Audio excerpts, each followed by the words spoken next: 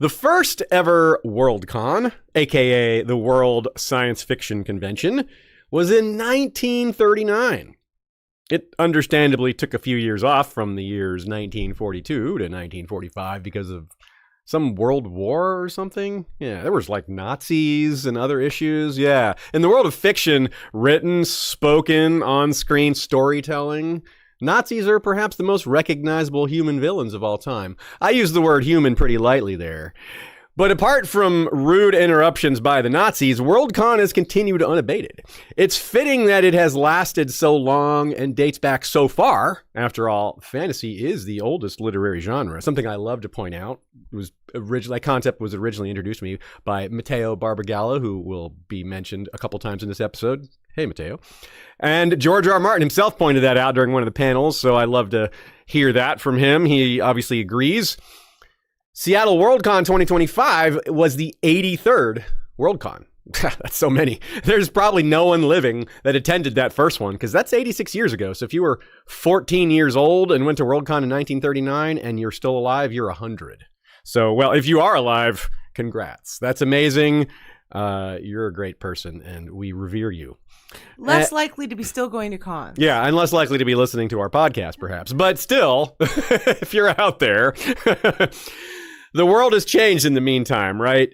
Technology has changed. More things that I could name have changed. You know that. I don't have to list them. But people still love stories. As much as the world has changed, that has not. The format maybe has changed. The way people intake stories maybe has changed a bit. But not that much. Fundamentally, we all still love stories. And that's the bottom line. That's what WorldCon is all about. Not just the stories, but the community around them. The authors, the fans, everything in between. The artists, yeah, all that. They loved stories back in the time of Gilgamesh. They love them now. We love them now. You love them now. So yeah, WorldCon, it's a celebration of that long-running tradition.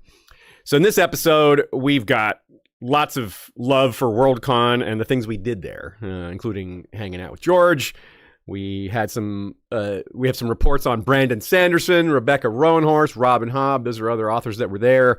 The Hugo Awards, and just more of our adventures out west, pictures included. So all that and more on this episode of History of Westeros podcast.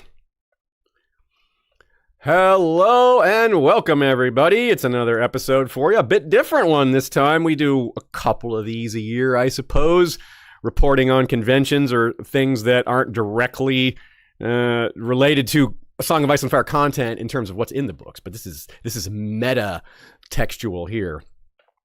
Every Sunday, just about every Sunday, that is, we are live at 3 p.m. Eastern. You can catch us on YouTube there, or you can catch us on YouTube afterwards, after the fact, or on Spotify. You can find the video there as well, or on any podcast platform you can listen to us. And we're ad-free if you listen to us on Patreon. If you have questions for us, and I know this is an episode that might inspire particular questions, feel free to hit us up. And if you're catching this later, after the fact, you can email us at westroshistory@gmail.com or any of our socials. We're pretty much on all the big sites. Let's start with a trivia question. Three-parter. These are 3 different years, all about George. What year was George R.R. Martin the guest of honor at WorldCon? What year was George R.R. Martin's first WorldCon? And what year was George R.R. Martin's first panel at WorldCon? If you listen carefully, I will reveal all the answers during this episode. If you already know them, go ahead and drop your guesses, and I'll reveal the answers at the end. Super chat from Corn Emperor. I love that nickname, Corn Emperor. You know, it's like Corn King, but this is Corn like the band. So that's funny. Super chat says, love you all. Have an amazing show. Thank you very much. We fully intend on doing that. And thank you again for that. So I will read our section headers today. They're pretty basic. It's just WorldCon 2025 Seattle by day. We'll talk about our first day arriving, which is traveling on Tuesday, then our first day there in full, which was Wednesday, and we do Thursday. Then we'll talk about Friday, then Saturday, then cap it off with the Hugo Awards, which was also Saturday. And then we're going to describe a little bit about next year's WorldCon, which will be in LA. So that's exciting in terms of people's ability to go there, at least for most Americans anyway. And then we'll cap off with a little preview for DragonCon in a couple of weeks, or not a couple of weeks, a week from us. So Pixar's included in that as well. We'll talk about what we're going to do. So stay tuned. We've got a lot to come. Let's get to it. It's our fourth WorldCon. Ashaya and I have tried to go to other WorldCons, and we started in 2018. 2019, we went to Dublin. 2018, I'm sorry, was San Jose. We weren't able to go in 2019 or 2020. That was the COVID year. There was no live event then. 2021 was Washington, D.C. We did go to that one. 2022 was, where was 2022? Chicago. We weren't able to attend that one, which was a bummer. 2023 was in, where was 2023? Glasgow, right. Also, no, 2024 was Glasgow. Oh, you're right. I can't remember where 2023 was. Where's 2023? Anyway, Chengdu, China. No wonder. So understandably, Chengdu. We didn't go to China. That's outside of our budget. And other issues with going to China. But people have been going that we have met, that we know, that have been going since the 70s, possibly earlier. Some of our closer friends have been going since the early 2000s. And I'm curious if there's any BwB members out there who have been going since before the year 2000. That would be fun to know. I bet there's a few. We're pretty sure Dave Axler and Mark Holloway have been going since before 2000. That's a safe guess. So there's some great BwB veterans, people who've known George for a long time. Yeah, some BwB are people that knew George before A Song of Ice and Fire. That's true. That's very true. Yeah, there's a couple of people in the BwB, which, of course, BwB is the Brotherhood Without Banners. It is the long-running fan group dedicated to A Song of Ice and Fire. And it started with George in person. He would give quests to prospective members, like, go find me this particular food item in whatever city they're in. Burnt Ends in Kansas City was a good example. Yeah. And people would get knighted. He would knight them with a sword and everything. Now, the group got too big for that. Song of Ice and Fire got too popular over the long term. So the dubbings don't happen anymore individually. Now they happen in groups. Ashaya and I were inducted in 2018 into the Company of the Green Leaf, because that was the first WorldCon in a city with legal marijuana. So that was hence the name. To be clear, Company of the Green Leaf. People are inducted into the free companies. There's been a free company of the Fireworm and a free company of the Greenleaf. When George attends the BwB party and is there to witness their induction, so not every WorldCon or every GeorgeCon has a free company. Just if you're wondering, what was Glasgow or what was Seattle, they didn't have them. So now George was at the BwB party, but they just didn't have the ceremony this year. No. He was not at the BwB party. Oh, you went to dinner. You're right. He was at the BwB dinner. Paris, his wife, attended the party, but he didn't. Yeah. My bad. Yeah. So shout out to all those long-standing members. You guys are really special.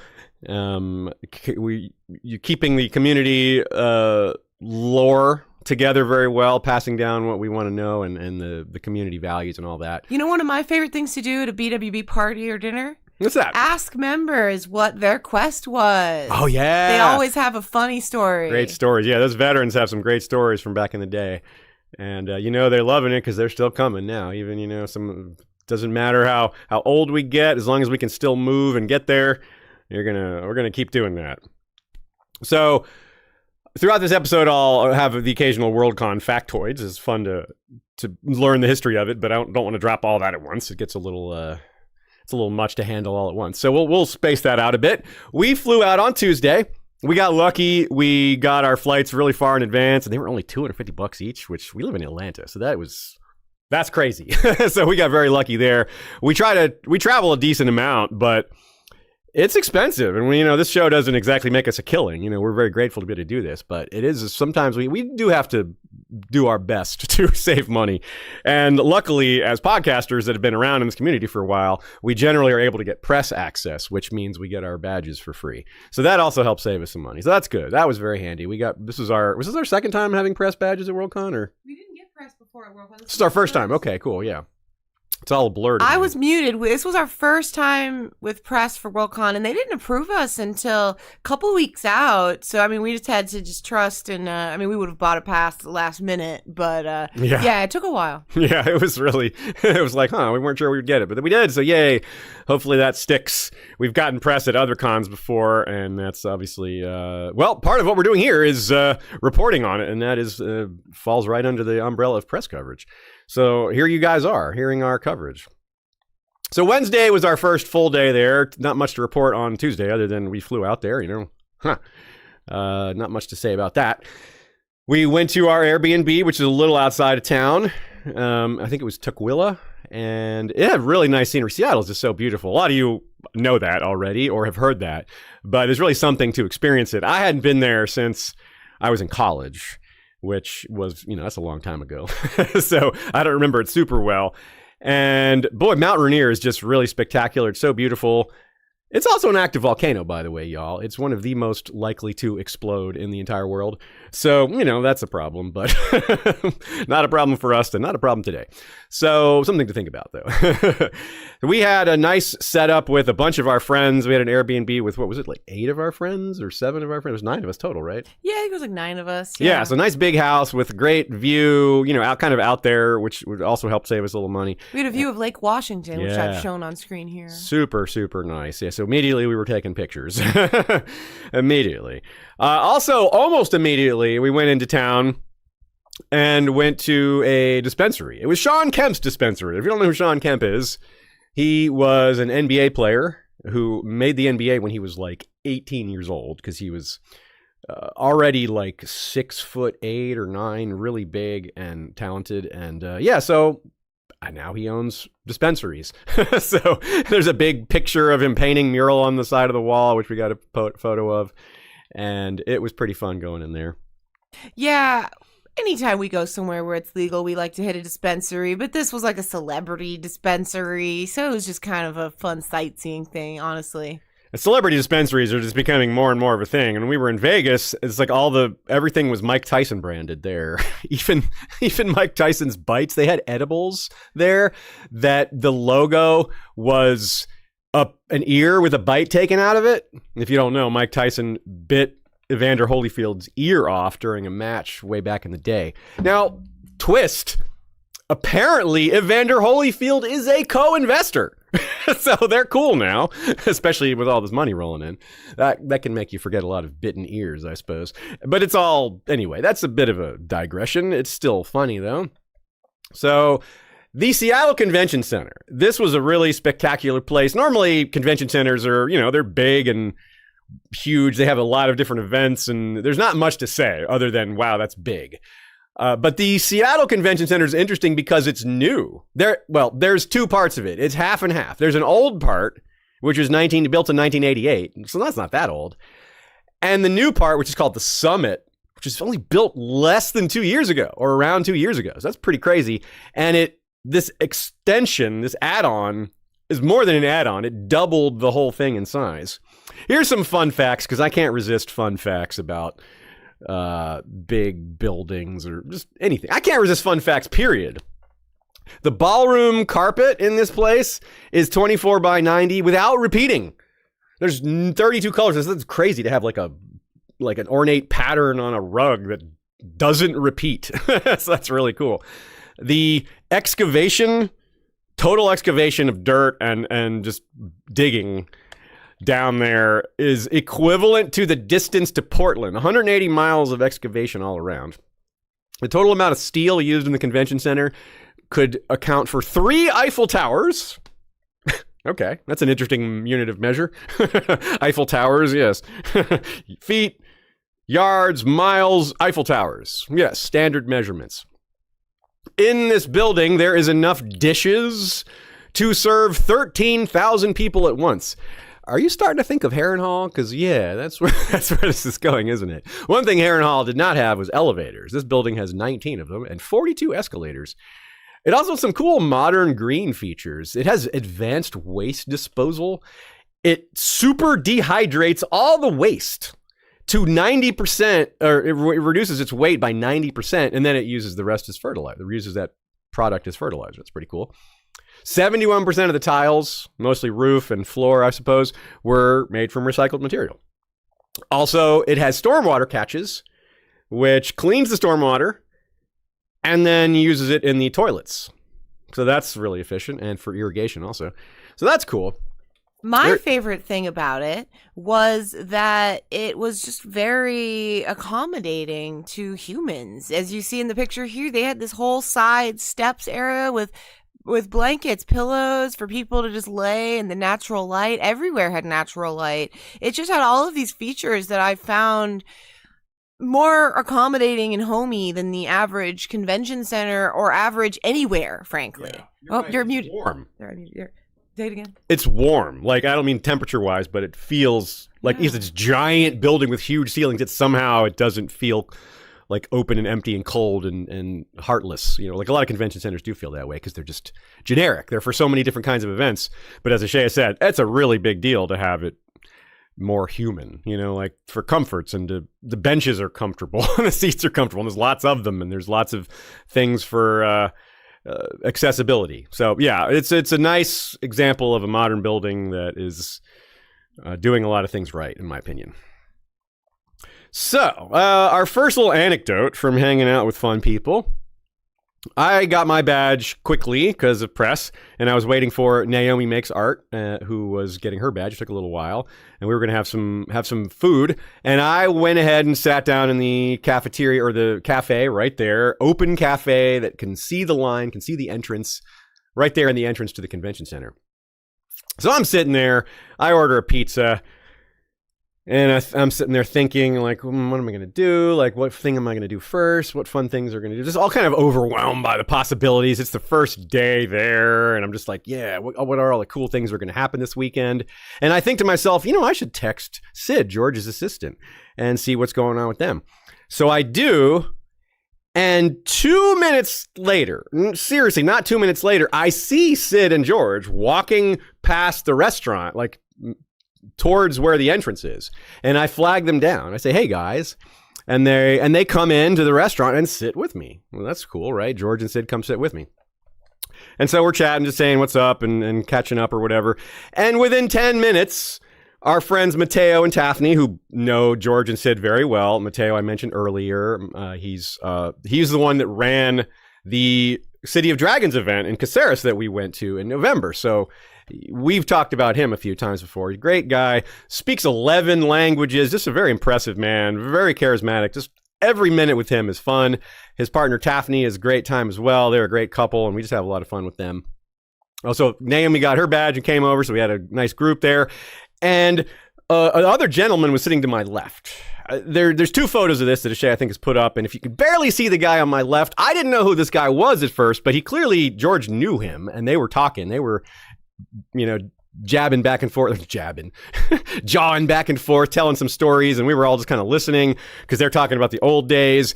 And turns out this guy is Walter John Williams, aka John Williams, who is a very celebrated author. He was the WorldCon Guest of Honor in 2017. He's gotten at least 5 Hugo nominations and even more Nebula nominations, including a win for the novella. I think it was a novella, Daddy's World in 2000. And so that's really cool. I was just sitting by this famous author, didn't even know who he was. They were talking about like doing panels together. George asked us like, are you getting bored with panels? Because it's like, yeah, but we always talk about the same things. Like, I want to talk about new stuff. So George likes doing panels, but he was talking speaking about how sometimes they get a little repetitive because he's done so many of these. And to be fair, George has probably been to 50 WorldCons. His first was in 71. He wasn't paneling back then, but 50 WorldCons, goodness. So that was really neat, just hearing them talking shop, talking writing. And Walter John Williams lives not far from George in New Mexico. George lives in New Mexico. Walter John lives south of Albuquerque, so they probably live less than an hour from each other. His first story was published in 1986. It's called Hardwired, and he's also done RPGs. He did a cyberpunk playbook. He did some Star Wars stuff. He wrote short story called Diamonds from Tequila, which I bet a lot of you have read because it was in Rogues 2014. Remember, Rogues was a anthology by Gardner Dozois and contained the first publication of the Rogue Prince, as in the prequel to Sons of the Dragon. So it was Princess and the Queen, so it was Daemon's first real story. And it won the 2015 Locus for Best Anthology, the whole book, of course, not just the Rogue Prince. Of interest in that book, of that anthology, there's also a story by Phyllis Eisenstein, one by Lisa Tuttle. Lisa Tuttle, you might remember her. She is George's ex. They're still good friends. She is referred to in some of his books, and they've written books together. Scott Lynch, Joe Abercrombie also had stories in there. And if you're a fan of Patrick Rothfuss, well, it has The Lightning Tree in it, which is Bast's short story. And it's really interesting. It's quite a story. It's very different, but also, it has Rothfuss's style. And I believe it's the last thing he wrote for that world. It's been a while.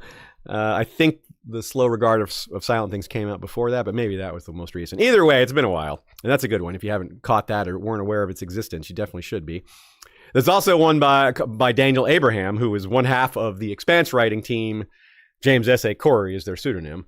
Daniel Abraham has written a lot of books, and his short story in Rogues is called The Meaning of Love. Can I say a fun fact about WorldCon, Daniel Abraham, and George R.R. Martin? Do it. In I don't even know what year, the last LA WorldCon, there was a human chess match between Daniel Abraham and George R.R. Martin, where I think BwB and other people played the chess pieces. And I believe Elio Garcia Ran of Westeros.org said they're trying to plan to do a rematch for LA WorldCon next year. Nice. That's cool. Very cool. So we had our first BwB gathering that night. There's several. It's a big part of the weekend, having lots of events at night. After all the panels and all the stuff that happens, it's usually a gathering of friends to go to dinner, have parties, or what have you. This first one was just a surprise party for one of the guys, and it was just a small gathering because not everybody was there yet. But it was a really good way to get going, get our feet wet at the con. Wednesday is kind of like that. There's not a whole lot of official stuff happening, but there's a lot of people there to hang out with and chat and get situated. And Ashaya went on a road trip on that day. It was a good time to do that while, as I said, before the con. So why don't you tell us about that a little bit? All right. Yeah, as you could tell, I wasn't in the picture from Wednesday with Aziz. That's because I had something far more important. My best friend from when I was a teenager lives in Spokane, which is not drivable from Seattle easily. So we met halfway in between.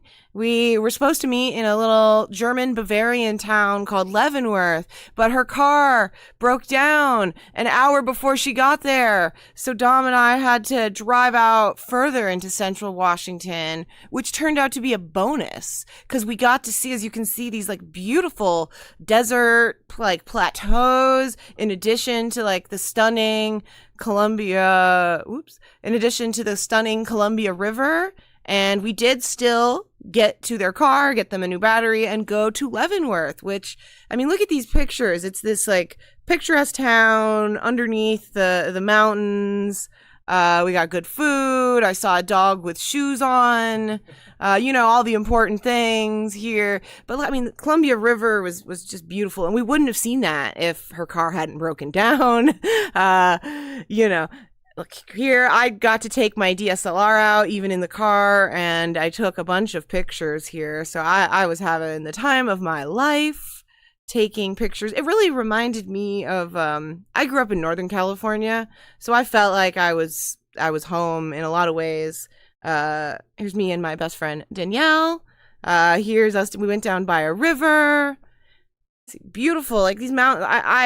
I can't wait to go back to Washington, frankly. We saw Mount Baker. We drove all through the Cascades National Forest. We saw Mount Rainier. And then the next day, we went sightseeing somewhere Aziz went too. We went to Pike Market. Yeah. as you can see here. I also took lots of beautiful pictures. It was beautiful weather, and I love Seattle. Yeah, Seattle's really beautiful. A lot of you knew that already, but hopefully you can get there to see it in person. It really is special in terms of its collection of geographical features. And the views, pretty much wherever you are, it looks amazing. I did one other fun thing Wednesday night. That was with Naomi Makes Art. Went to the show Ethel Cain, the performer. She's a singer from Tallahassee, which was fun for me because I'm sort of from Tallahassee. I was born in North Carolina, but Tallahassee is the place I lived in the longest before Atlanta. And that's where I went to high school and college. And my mother still lives there. She's the viola professor at Florida State. So I have a big connection to Tallahassee.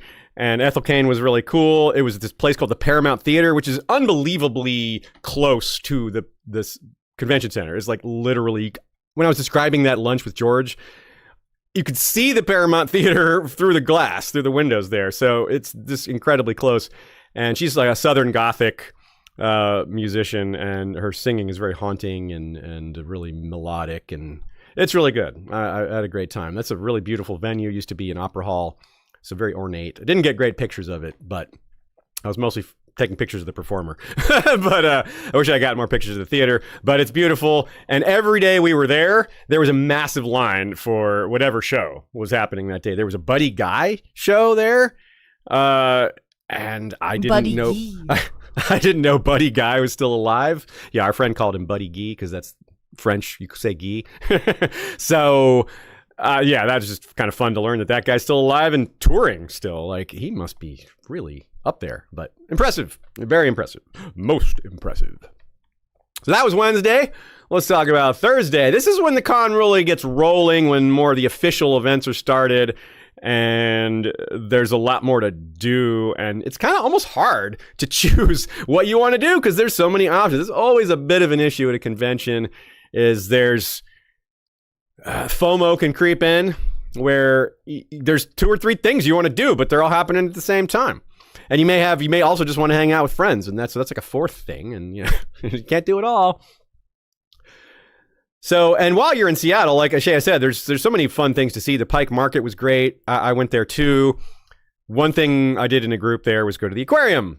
And I love aquariums. I'm a fish guy. I have aquariums here. Atlanta has one of the best aquariums in the world. I've been a member there. I'm always posting pictures every few months of fish stuff on my Instagram or whatever. And it's on a great location. It's right there on the coast. So it's like an aquarium on the water, which is kind of fun. It's overlooking Puget Sound, which is the little harbor-ish area around Seattle. And there's a lot of just fun features. It's so beautiful just to walk around. The scenery is great. Some of the highlights of the aquarium were the seals, which I believe Ashaya has a photo of, and the orca skull. There's a skull of an orca, which is just kind of cool for general trivia or knowledge. I'd never seen a skull of an orca before. And there were some cool rays and this really weird, fun, see-through, donut almost. And it just kept rolling. It kept spinning in place, and it was full of jellyfish. So it was a jelly roll, or a jelly donut, if you prefer. And it was really neat. I've never seen anything quite like that. And it had lights changing constantly, blue, purple, all just the LED standard color spectrum maneuvering. And Ashaya also encountered this thing called the gum wall. I didn't see this gum wall, but this is crazy. Yeah, first of all, we went with Dom and I with Eric Blackfire down to Pike Market. We split ways, and we met Dom's old roommate who showed us some Seattle sightseeing things that kind of go under the radar maybe. And this is this gum wall. It's this whole alley full of gum at Post Alley, just kind of near Pike Market. And I find it quite gross, but it was fascinating and good photos.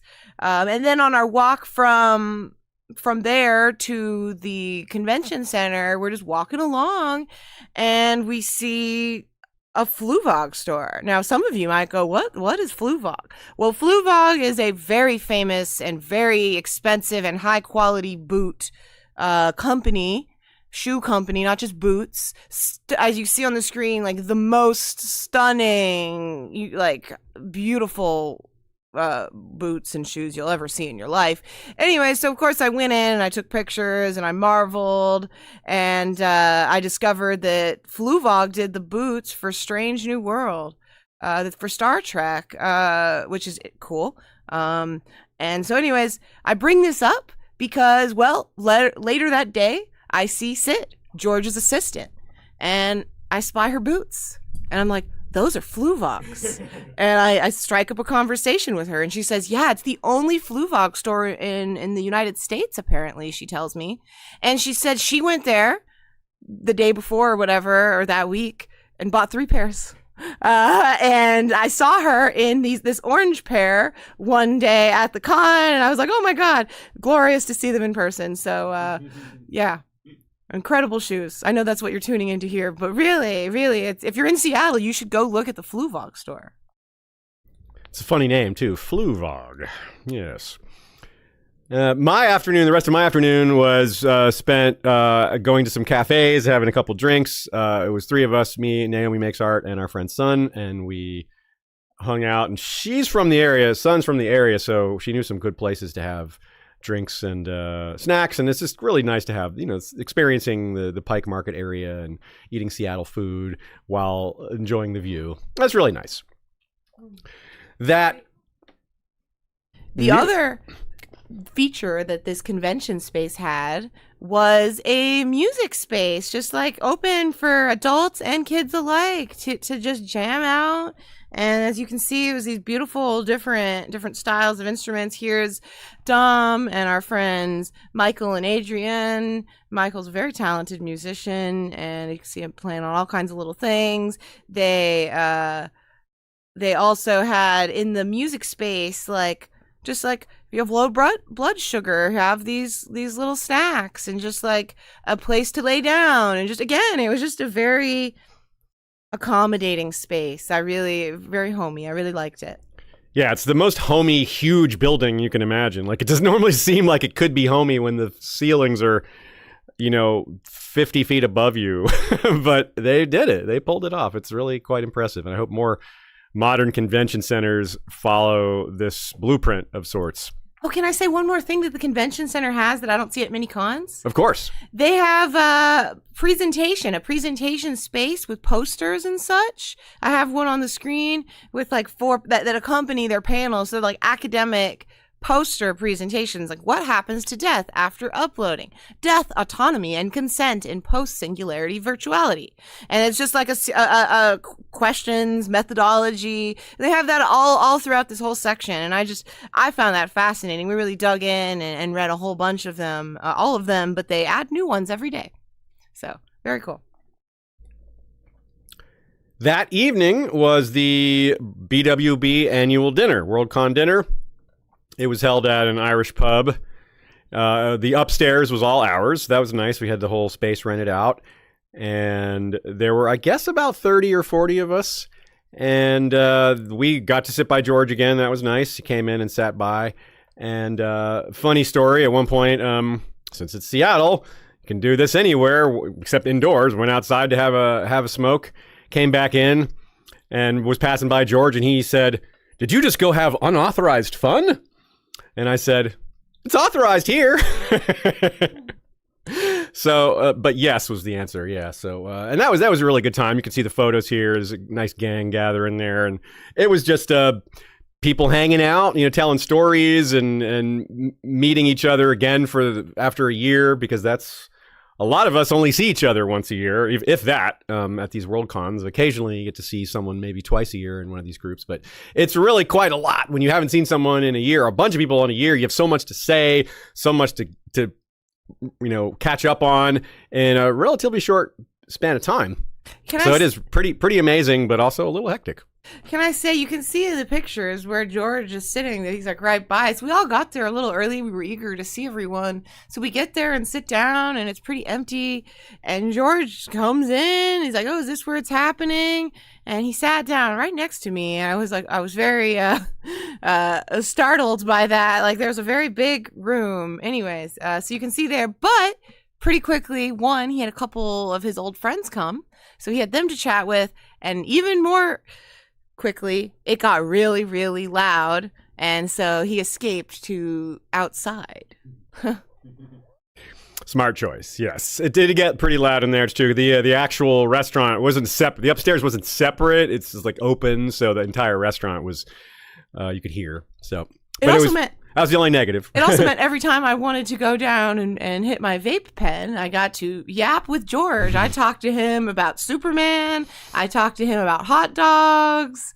Talked to him about upcoming travel trips he has, visits to Italy. We talked about a lot. It was great. Just whatever else they're doing in Seattle, because of course he wanted to do some sightseeing too, and he's been there before, but he likes to check things out, and it had been a while.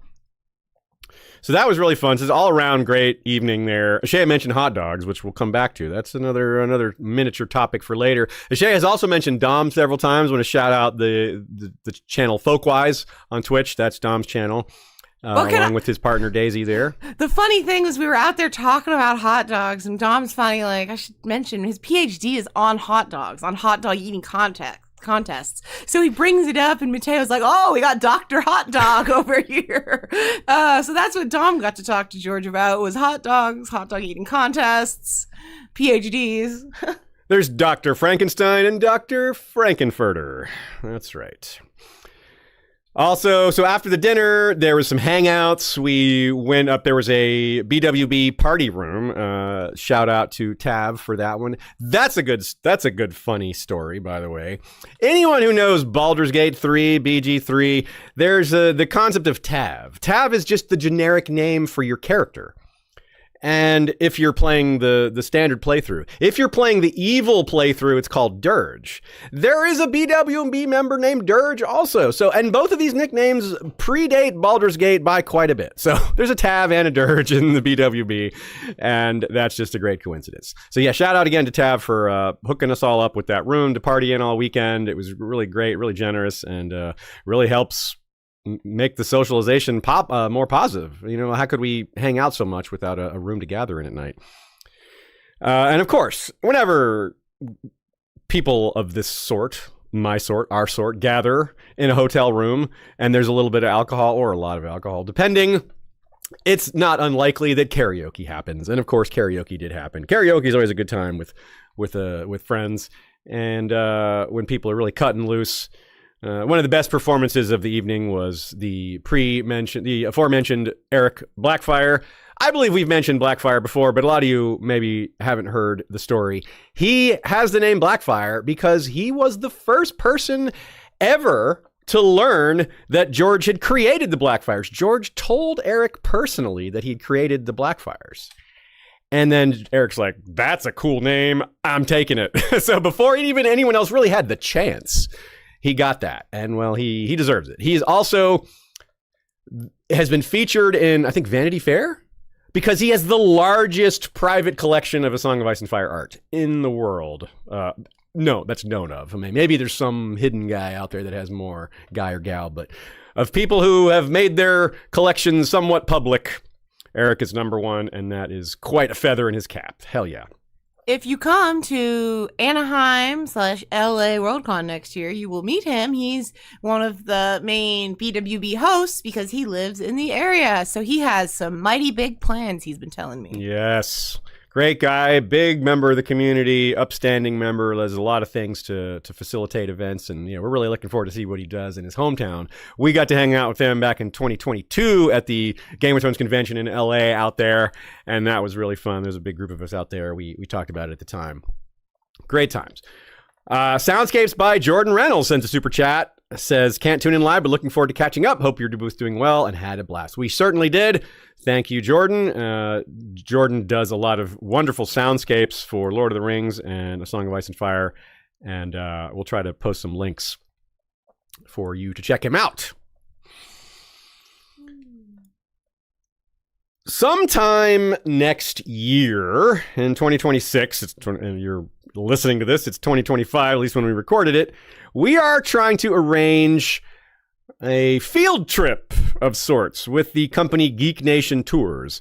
And the way that works is We hopefully get about a dozen of you, maybe a little more. And we go someplace, probably in Europe, where there's filming locations. And we go for maybe 5-6 days, maybe as long as a week. And you hang out with us, and we go to see the sites and have meals together and just hang out for a week. And obviously it wouldn't be cheap, but it's not crazy expensive either. So we're putting that out there now. If you are interested, even just tentatively interested, let us know, because that's going to help us decide how many people we can include and how to figure out the budgeting and all that, because it's not exactly straightforward, but it's really exciting. We've done these things obviously privately before and traveled and do these things, but now it's the opportunity to have a few of you along is something we just couldn't turn down. It's a really fun idea. I know some other podcasters who have done this with great success. Daniele not A Song of Bolelli, Ice and Fire, but yeah, Daniele who we've had on Bolelli, the show. who has been a guest. I've been a guest on his show a few times. That's the show History on Fire. He's the one who introduced us to this. He did a Geek Nation tour to Japan, I believe it was, and I think and it went really well. I think he had about 20 people. They got to see a bunch of different sites relevant to some of the things he's podcasted about, and I think they're going to do another one, but I forget where it is. It might be Italy, which is where he's from, and of course there's a ton to see there. Either way, it's something we hope you all, at least a few all, are interested in, and looks like it'll be April or May rather of 2026. We're aiming to be a little bit after the Dunk and Egg show comes out. Not like right after it, but we got some news on that, a little bit of news. It looks like the Dunk and Egg show will be out end of January. That's not a firm date, obviously. If it was a firm date, it would be public news. But that's what we heard from the insiders that we talked to at the convention.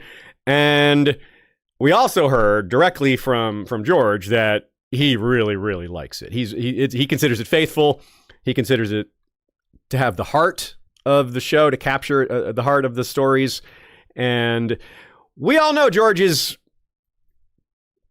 pretty unforgiving about adaptations. Now, you all know he's complained a bit about House of the Dragon, but that's nothing compared to how much he's complained about adaptations since the 80s. George has been complaining about adaptations since the 80s. He complained about adaptations in the panels we saw. One, yes, about Starship Troopers and iRobot. Both. Yeah. Yeah. So it's not just so when we think about how he complains about House of the Dragon, keep that in mind, that he complains about almost every adaptation, which on the positive side, the fact that he is very big on Night of the Seven Kingdoms is a huge, huge plus. Now, let's not set our expectations too high, but you can't help but feel good about that reaction. And they're already filming season 2. That's nice. So, hell yeah. Let's talk a little bit about what is typical at a WorldCon, things that are at pretty much every WorldCon, at least in recent years, given it's so long running, as I said earlier, the 86th instance. This hasn't been the way it has been since the beginning, but it's been pretty similar the whole way. A lot of these traditions are very old. There's almost always been an artist hall where you show off lots of art from different artists who have contributed to the fandom, usually professionals. It's usually what they do for a living. So it's really, really high quality. We can't show photos because you're not supposed to take photos in there. So understandably, they want to try to sell this art. You can't just have it all over the internet and people won't buy it. Some really beautiful original, not just paintings, but also sculptures. Just a really huge variety. I have a picture of this one Lee Moyer art because I'm dying for this person to sell them online. I needed a record to find it and message them, and I will, because I really, really, really want this James Tiptree Jr. Alice Sheldon piece, like, desperately. They also have, related to the artist hall, is a dealer hall. That's where people sell merch, fun stuff for costumes, just fantasy attire, jewelry, stuff for like a bunch of different fandoms, or just regular artistic stuff. It doesn't have to apply to a specific fandom, but anything all across the spectrum of sci-fi, fantasy, everything in between, whatever falls under that category. It's a pretty broad umbrella when you're talking about WorldCon. Sci-fi is includes fantasy, right? World Science Fiction Convention. That includes fantasy. Fantasy is considered a subgenre of sci-fi by a lot of people. I don't care. That's fine. It's semantics. It's all semantics to me. Whatever the categories, what matters is what's in the categories, not so much how they're categorized. There's a big part of WorldCon is autograph sessions. There's always a lot of famous to semi-famous people there who set up to do autographs. That's a lot of fun. We'll talk about that specifically, our experience with that in a little bit because it was a little later in the weekend. There's also fan auctions where a lot of it, not only are the artist things auctioned, there's like a silent auction. You just write your bids down. And at the end of the weekend, the highest bids win, of course. And there's also auctions for other things. So not just the art pieces, but there's auctions for services, like anything that you can imagine that's fantasy sci-fi related. Some of it's for charity. Speaking of, there's a blood drive. There's been a blood drive part of WorldCon for a super long time. Gotta love that. That's a way to give back. Very needed thing. You got a lot of people gathered there. You got 6,000 people or so showing up to WorldCon. Hey, get some of that blood. It's a good time to get them while everybody's together, right? There's a little bit of a fantasy element to that too. Getting all that blood. What are they doing with all that blood, really? Is it really going to the needy? I don't know. There might be some blood magic going on in the background. We'll have to look into that a little more. If we vanish in a few weeks, you'll know why. We learned too much. Also, for a very long time, the Hugo Awards have been part of WorldCon, I believe, since the 50s. I have that in the notes somewhere else. I'll get back to that. Also, the Chelsea Awards, the Lodestar Award for the Best Young Adult Book, and the Astounding Award, which is for the Best New Writer. So lots of awards, which is part of why there are so many famous authors that come regularly, because there's just so much going on. So many awards are being given out, so much opportunity for these authors to showcase their work, to schmooze with other authors, maybe even find agents and things like that. Some of these authors are not super established. Some of them are very established. You really have the full gamut of the George R.R. Martins to the people you haven't heard of yet, right? It's just everybody. There's also, for a long time, been a costume/masquerade ball. I wouldn't say WorldCon is huge on cosplay, but there's definitely some. And then the masquerade ball is when that really comes out more. And it's fun to have a masquerade ball, even though neither of us went to it. Definitely some cosplay. I was in cosplay with Dom. That's right. I wouldn't say I was in cosplay, but I did do the Alyssa Targaryen look, which is, if you recall, Alyssa Targaryen had one purple eye and one green eye. Now, I have two green eyes, but I wore a purple contact in my right eye. So I had the mismatched Targaryen Alyssa eyes there, and that was fun. And actually, it's kind of a funny story. One of them is, these are prescription purple contacts. And I just wearing one of them was actually worked really well. Like when I have both of them on, I can't see my phone because they're not bifocals. I got to update them so they are. But with one in and one not in, my eyes would just work properly. Like my one eye would focus on my phone. If I look away, I could see far away. It was actually kind of quite a discovery. I just did it for fun and it actually worked really well. So I might do that more often. One purple contact, one regular eye. I'll be slightly Euronish, I guess. Or more like besides Alyssa, more like a little bit like a Tyrion maybe. There's also a very long tradition of filks and music there, just regular performances, but also filks, which of course are fun versions of existing songs, rewritten with new lyrics. That's a long-standing tradition and great time, lots of laughs. Gaming, of course, no one's surprised that there's lots of gaming at an event like this. Board gaming, role-playing, things like that, discussions of... Nerf fighting, sword fighting. Yeah. All that. All the stuff. All the things you would expect to be associated with that. Pinball, yeah. There's, arcade stuff. Yeah, good stuff. Good times. They set that up as part of the event. So it's kind of a thing you can go do if you want to, blow off some steam or just relax for a minute. You've had enough socializing for a bit. You need a break. Go play some video games. At night, they often have DJ'd parties. Now, this obviously isn't something that dates back to, say, the 50s, but it has been a tradition for a little while. And one of the recurring DJs is none other than author John Scalzi. Yeah, right? Like, some of you knew that already, but yeah, John Scalzi's a DJ. Yeah, right. That's cool, huh? I went to that. I went to it before too, but I went this year briefly. It was very nice. Yeah. He really gets into it. Yeah, I've never been, but I've seen footage, and he's just like, yeah, it's great. Yeah, I've never seen an author DJ before, but yeah, he was just right there doing his thing. I've seen an actor DJ because we've seen Christian Nairn. That's true. We have seen the Hodor set that was at the LA GotCon in 2022. Yeah, he's good. So another typical feature of a WorldCon is speeches. There's usually by the guest of honor gives a speech, and some others, big people in the industry, sometimes are offered a chance to do a speech or give a talk or whatever. The guest of honor this year was Martha Wells. If you don't recognize that name, I bet you recognize the name of what she's most famous for, which is Murderbot, the Murderbot Diaries. That is huge right now, and I'm watching it. It's really, really funny and really good, and I've decided Aziz is going to watch it with me, and I'm just going to stop and double back, and he's going to catch up. Yeah, she did say that. It's true. Also, artist Donato Giancola was there. He has been doing fantasy art for a long time. If you've ever played Magic the Gathering, he was one of the first Magic the Gathering artists, and his art is a lot featured in older Magic cards. I don't know that he still does Magic cards. I haven't kept up with Magic the Gathering in quite a long time, but I remember it was like 1 out of every 10 cards in the early days were Donato Giancola art. So that's just he's iconic.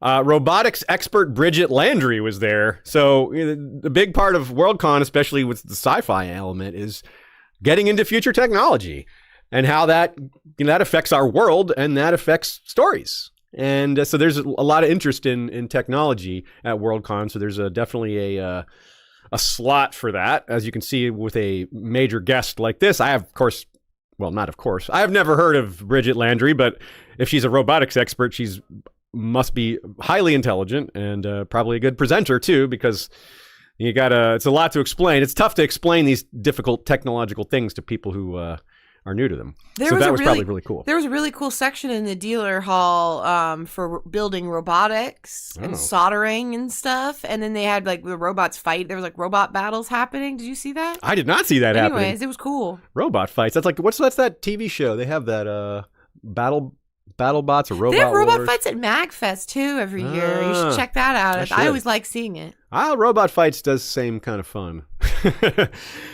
So kind of fitting, kind of resonant with the second of the short films that we're going to talk about, Mary Margaret Roadgrader. Yeah, we've got some films to talk about in a minute. That's true. Celtic musician Alexander James Adams was also a featured guest there. I'm also not familiar with him, but wanted to give him a shout out because if he's invited to WorldCon as a major guest, then I want to point that out. It's worthy. Back to Martha Wells, the Murderbot author. She's won so many Hugos and Nebulas that she has started just turning down nominations. She's like, nah, take me off the list. Let someone else have a chance. That's a boss right there. That is a very confident and well-settled individual. So props to Martha Wells for that. George was guest of honor in 2003, by the way. So he was the Toastmaster, the speaker in 2019, but that's not the same thing as guest of honor. A big part of WorldCon is deciding where the next WorldCons will be. Generally, by the year of a WorldCon, the next 2 or so years have already been decided, and then the next 3 after that generally are being bid on. So there's already bidding and arrangements being made for as far ahead as I think 2030 or 2031 even, and which is impressive and just goes to show how ahead of everything they are. There's this con is very healthy, and it's still getting bids from cities all around the world. What usually happens is a number of cities put their bid forth, and then year by year, some fall off. They realize that everyone wants Montreal, and they don't want to put their effort in. And right now, Montreal is running unopposed, for example, for 2027. Technically, enough people could vote right in, and something else could win. And also, apparently, the site selection committee can also just be like, nah, we don't want you, Montreal, and they can just choose their own place, which is kind of crazy to me, but that's how it works. So right now, Montreal is unopposed, but technically not guaranteed. Not yet, yeah. 2028 looks like it's going to be Brisbane, And 2029 looks like it will be Dublin, which we're super excited about because we did the Dublin WorldCon, as we said, in 2019. So this will be exactly 10 years later. We had so much fun there, made friends, and saw a lot of filming locations. Ireland's just amazing all around. So if we really hope that one happens. It'd be just so perfect to have the 10-year anniversary of that and to hit that again. So yeah, that's a big part of it. Parties are a big part of this too. In other words, what you'll see, especially on Friday night, which we haven't gotten to yet, but I'll jump ahead a little, is each of these locations will have a party in a hotel room, to drum up interest in that location. We met some folks who were trying to drum up interest in the Czech Republic location, which I believe is being bid on for 2030. So that was neat. Some woman started speaking to us on the elevator and she had an accent. I was like, is that Eastern European? And it certainly like she's part of the Czech bid team. We're like, oh, okay, that makes sense. And so that's pretty cool, well in advance there. So we're pretty excited about those locations. We'll talk a little more about LA a little bit later. But we hope to see you all at some of these other ones. We'll probably go to most of them. I don't think we'll go to Brisbane. Maybe, who knows? It's a long time away. Montreal is very likely. Dublin, if it happens, is almost a guarantee. And LA next year is also 99%, I'd say. So hopefully you all can join us at one or more of those. Of course, a big feature of all WorldCons is panels. Artist discussions, author discussions, reader discussions, certain fandoms, broad genre things, like lots of different combined fandoms. Just you name it, there are panels on everything, whether it's super, super niche to broad categories, like just how to be a writer or how to succeed as a writer, things like that. Lots of literary-oriented subjects, but occasionally other things like robotics or like art, that's a big thing. There's a lot of more academic-leaning presentations and panels to 2-hour podcast recordings like the Science Fiction Addicts podcast. Right, which we will discuss in detail in just a minute here. That was a really excellent podcast event there. So panels are more exclusive at WorldCon compared to any other con we've ever attended. And what that means is it's the hardest to be a panelist. Like, you have to really be well-known, well-established. Every convention Ashaya and I have ever been to, for the most part, we could have or have been a panelist. WorldCon, I don't think we could get that anytime soon. It's just, you got to be really, really well-known, really established. Like George himself, his first panel was 1976, so his fifth or sixth WorldCon. He had been turned down prior to that, even though he had already been nominated for like Hugo and Nebulas. Like he was pretty well-known.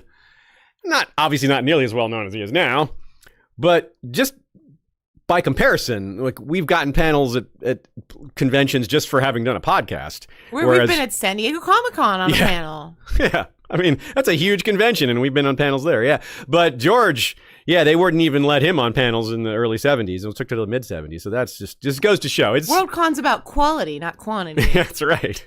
We're just quantity. No, we're not writers. That's a big thing. Podcasts don't have a big presence at WorldCon, but they're starting to have more of a presence there, as we saw, as we're about to discuss. Let's get to that in a minute. All of those podcasters are also authors. They all had a book under their belt. That's true. So that's a big deal that we technically have some books we've contributed to, but we haven't written our own books all the way. So let's get to that. Let's get to Friday. The first thing we did on Friday was attend a panel with George, and it also had Isabel Kim, who wrote Sublimation. The panel was called A Genre in Conversation with Itself. Isabel Kim wrote Sublimation. John Scalzi, who wrote When the Moon Hits Your Eye and a lot of other things. Becky Chambers, who wrote the Monk and Robot series. George. And then Neil Clark, who is the editor of Clark's World magazine.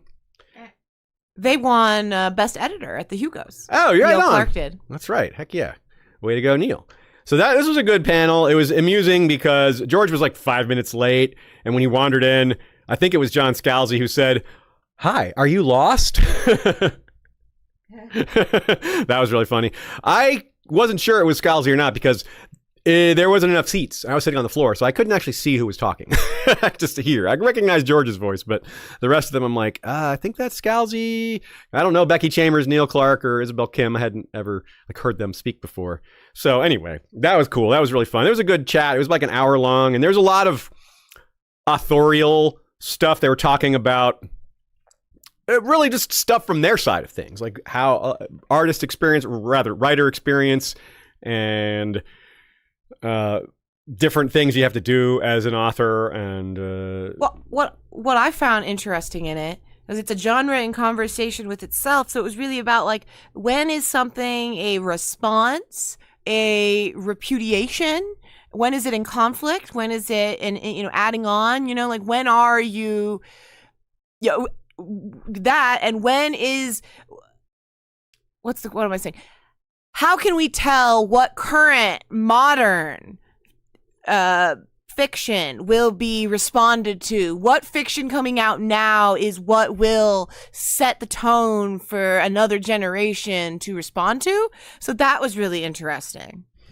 And to clarify what we mean by to respond to, a response is like, for example, George told this story about, I can't remember the guy's name, the first writer, it was a Czech writer who invented the concept of a robot. In other words, the first sci-fi author to mention a robot. And in that story, the robots turned on humanity and, robot revolution. So for 30 years or so, that was all, pretty much every story involving robots involved. It was Carol Capek. Carol Capek, thank you. Every story involving robots for something like 30 years, George said, was about the robots revolting against humanity. Asimov's story, I, Robot, was a response to that. He said, hey, why not have the first law of robotics, where you have the first law is the robots are programmed. The most important thing that they're programmed is never harm humans. And then these are a couple other laws that go in there as well to support that. You get the point. So this is basically, you have 30 years of people writing it a certain way, and then someone says, hey, why don't we do it this way? And it's someone that does it really well. And then all of a sudden, a lot of people are writing that style. A lot of people are writing the first law of robotics starts to appear in dozens, if not more, sci-fi. You all know that concept, right? So what you didn't probably know is that it was a response to 30 years of robot revolution stories. That's lost in the mist of time to most people who haven't paid attention or researched or had someone like George tell you this, because it's kind of obscure. Unless you're like his age or something, you wouldn't know this. And this is actually before his time, even. So then you kick off this cycle where people are now responding. I'm like, I want to do it different. You're like, well, actually, you're different is what the standard was that he was repudiating. Yeah, anyways. Because we're back to the AI taking over. Now that's starting to come back where robots are dangerous again. Robot revolution. That's a big part of like the resurgence of Dune as an idea, which was like, no robots can do anything. We banned all robots. Or what are some other examples?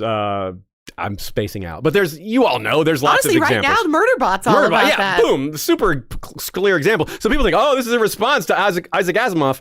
Well, kinda, yeah, but it's just back and forth. It's like how trends repeat. It's like fashion is cyclical. So is response fiction, which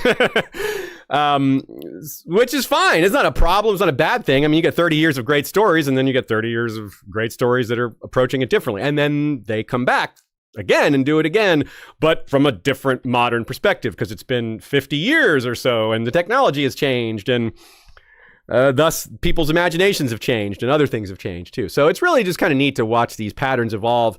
And that's where this panel is really valuable, because you have people like George who have the really long view experience, someone who's been in the industry for a long time, who is maybe a little out of touch with how it is for new authors, because George hasn't been a new author in so long. He doesn't know what it's like to be a new author in 2025. He knows what it was like back in the day. He still understands a lot about the business, but he's just been successful for so long that doesn't know what it's like to be getting started in these days. I agree with you. I think we should give George some credit for the amount of work he puts into fostering new voices. You're right. I'm sure he does ask, what's it like? And he hears a lot of that. And you can hear that in his panels, that he definitely is a little tapped in more than you might think because of that, mentoring and fostering work he does.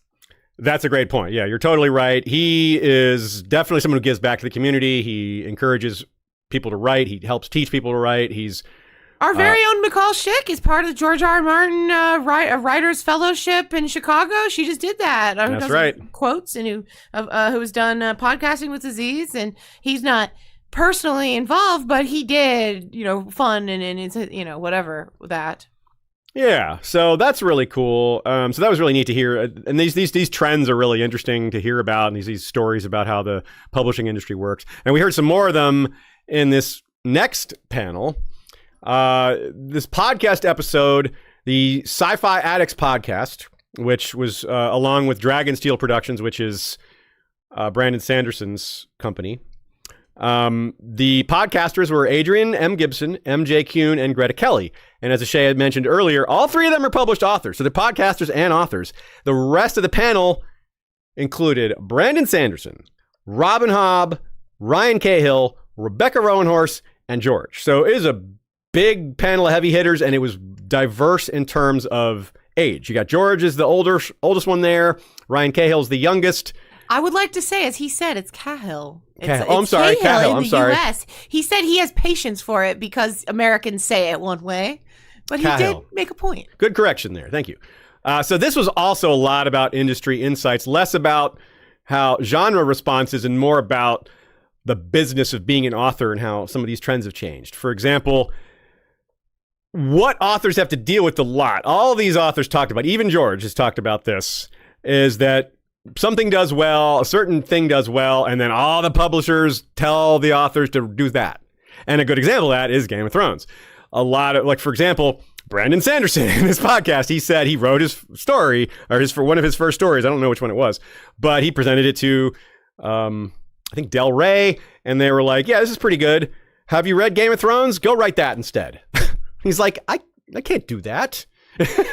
I'm not George. I write my stories. You know, this is how I write. I don't write like him. Nothing wrong with how he writes, nothing wrong with how I write, but we are different, you know, which is highly relevant to people out there who think Sanderson should finish George's books. Even Sanderson doesn't think he's fit for that. So that conversation needs to die. Now, other examples, really, like Cahill gave an example of how, oh, maybe it wasn't him, but one of them gave an example of, no, I think it was Sanderson again, who gave an example of how he was told, bring me anything, just not vampire stuff. Like, that's dead. Like, he made a joke, yeah, like dead like the vampires themselves. Like, don't do vampire stuff, anything but that. The next year, the Vampire Diaries came. No, not Vampire Diaries. Twilight. Sorry, Twilight came out the next year. So Sanderson's like, don't listen to the publishers. They may tell you what to do, but you got to ignore that. All the authors, every single one of them on the panel was adamant that you should write what you love to write. Because if you don't, you'll get stuck in doing things you don't like. You'll lose enthusiasm for it. Ryan said, if you do well with one, and they're going to make you do another one, and you won't want to do that because you already struggled to do the first one because you didn't like it. You were writing something that was outside of your enjoyment. So it's really important. One of the bottom line points here is that you have to be enthusiastic about your own work because that shines through in your work. And that is a big draw in the first place. It's really hard to bring people in via a work of art that the artist isn't excited about, or that they themselves don't love, right? It's really hard to succeed with those conditions. You just have to be like the most ultra talented type person to overcome art in a place that you aren't enjoying it. Can I say one of the points I thought was really interesting was they talked about how their inspiration, what was like their model, when their introduction, their inflection point into fantasy and science fiction. The scope of the panel was epic fantasy, so they were really focusing on the epic fantasy. But of course, you can't help but bring up epic science fiction, space opera, and stuff like that. So, anyways, obviously George had Tolkien and had his own influences that's talked about a lot. I found it really fascinating that Brandon Sanderson brought up Dune as his big model, and Dragonlance. So did Rebecca. Yeah, that's what I was about to say, is that Rebecca Roanhorse brought up Dune and A Song of Ice and Fire. And I think that rings through in her series. I read in Black Sun, there really is a lot of political intrigue, and you can tell the influences that A Song of Ice and Fire had on her, and so that's my pitch to read Rebecca Roanhorse, because she's a very good author. She's on my short list. I really have been meaning to read her series for a while, and now it's just the Hugo for best series, so it's like, oh yeah, that's even more incentive. So yeah, to add on to what Ashaya was saying, all of them except Rebecca Roanhorse said like Tolkien was the first one they read, but she hasn't read Tolkien. She hasn't read Tolkien. High five to her. Yeah. And Sanderson said that he read Tolkien, but he was more like chip on his shoulder about it. Like, I don't want to write like this. Like everyone writes like this. Because when he was coming along, Tolkien had been the thing for so long, he wanted to do something different. And so he also said that Dune, like Ashaya said, was the one that really affected him a lot more than Tolkien and then Game of Thrones. So even though he doesn't write at all like Frank Herbert or George R.R. Martin, the ideas, the genesis for so much of his world building and characters and just everything started a lot with these influences. Some other interesting takes. They discussed magic systems. This was interesting because you also have, and it's funny that George R.R. Martin and Brandon Sanderson were sitting the farthest apart. Now, of course, they're very respectful to each other. They're colleagues and all that. So there wasn't any there's never nothing negative here, but they definitely had different approaches. It was more of a debate. Yeah. It was more of a debate. Like people like Robin Hobb and George are more on the magic should be mysterious. It should have consequences. It shouldn't work the same always. And Sanderson often prefers the strict magic systems, which are very outlined and very detailed. And Robin Hobb had the most insightful, succinct comment about this dichotomy. I think most of you out there have heard the phrase, any advanced technology is indistinguishable from magic. You've probably all heard that before. It's just something, a common, like, tropish statement made about, usually applied to sci-fi settings. She turned that around and said, any repeatable magic, if you can do it over and over, get the same results, is indistinguishable from science. If it has repeatable results, then it's not, like, you can still call it magic, but if it just works the same, if the same exact process creates the same exact results every time, then it's very straightforward. You can analyze it and study it, and that mystery element doesn't exist because other than what hasn't been discovered yet. I loved this, especially because in Brandon Sanderson's works, we have it is all working towards a future series where magic is being harnessed in a real scientific way for planetary travel. Like, we haven't reached that point yet, but that's what he's working towards. And so, like, that is what's going to hit, that they are going to be using their magics and harnessing them in a reliable way. And we see that in Stormlight Archive. They do have science. They do have magic used as science regularly that is, like, used to make machinery, used to make, ways to travel, things like that. And I love that. But it is definitely scientific magic. Yeah. So that's I thought it was a really clever way of describing the difference there.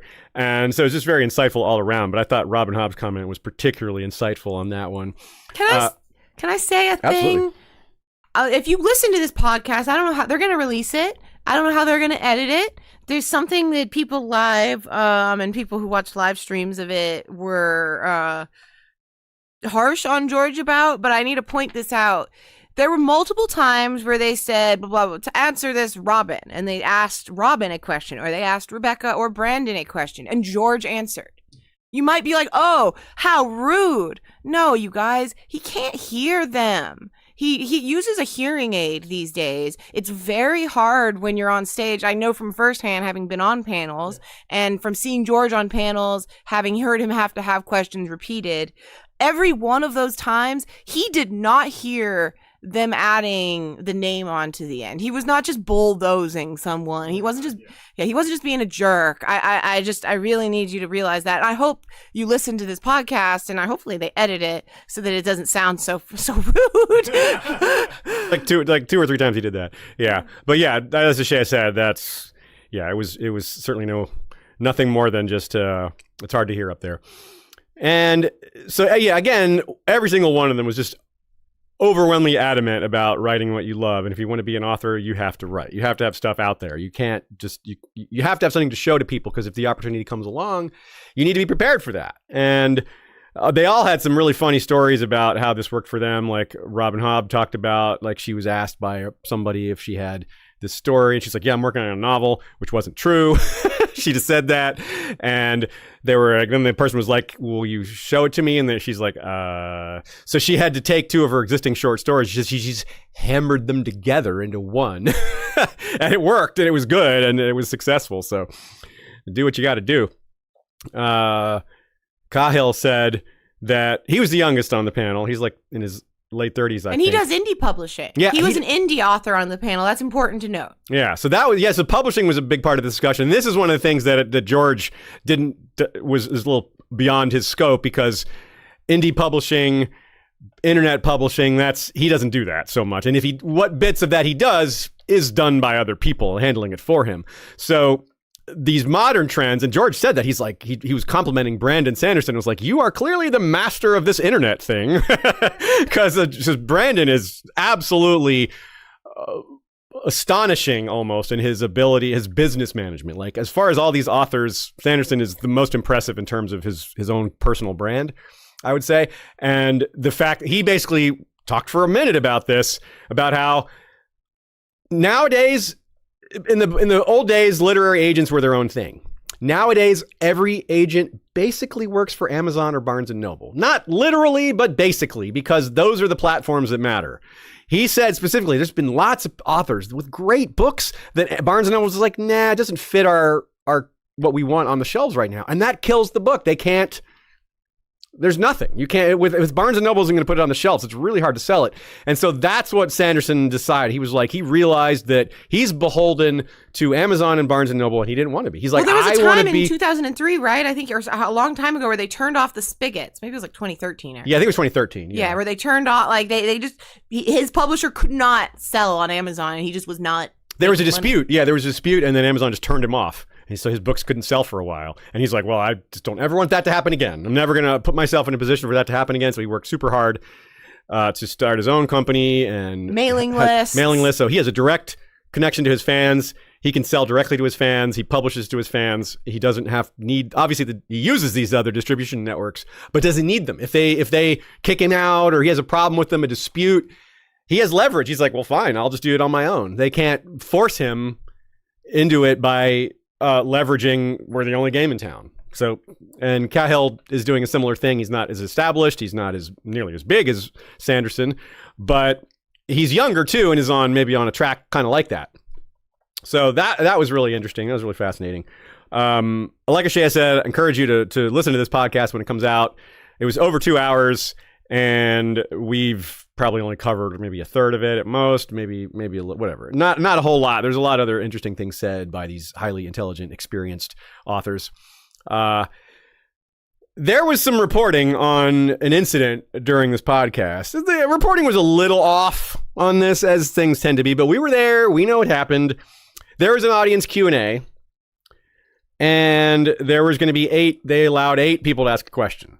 Our friend Mateo was 9th, so it's too bad that this happened, because he would have gotten to ask a question, and Ashaya would have been like 11th. So, yep. And I got a good look at this person in person, too. They're very crazy. We don't really want to give them the attention that they want. They definitely want this attention. They posted this stuff themselves, you guys. Yeah. They've also been booted from the Tolkien fandom, from Lord of the Rings, for harassing Royd Tolkien. So it's not worth giving them the attention. It's what they want. I will say WorldCon did not do a background check. They did not vet them, because this person was on a panel, and in their description, like, they had a reading, and it said they would do a reading as Visenya Targaryen. And let me say that their question had them tell George they're the person who's been harassing him to be cast as Visenya Targaryen. This is someone who goes by he, they pronouns and does not look like Visenya Targaryen. Yeah.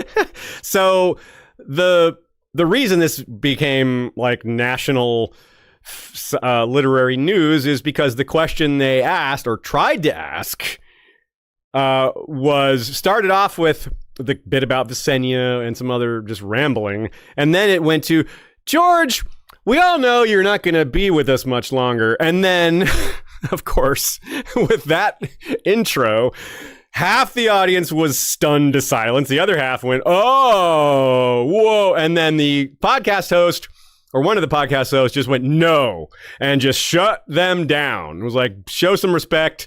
That's it. That's the end. Now, some people, so a lot of the reporting says the event was cut short by this. No, not really.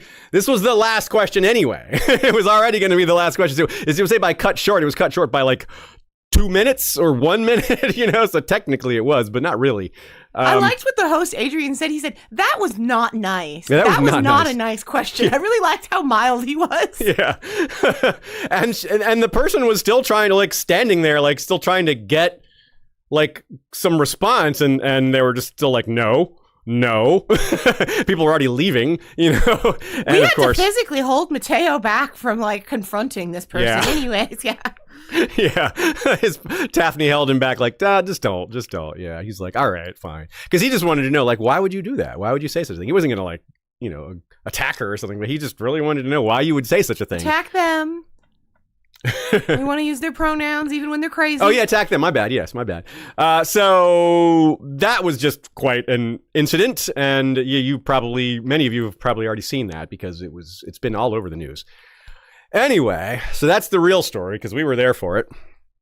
Yeah, to be clear, the crazy part wasn't even the question. The second part, the crazy part is the fact that they, like, George, I think, has a restraining order to keep this person from Jean Cocteau, and like there was a lot of other crazy stuff beyond how callous and heartless the question became, right? Yeah. Just so you know. 1,000%. Yeah, and one last tidbit on that too.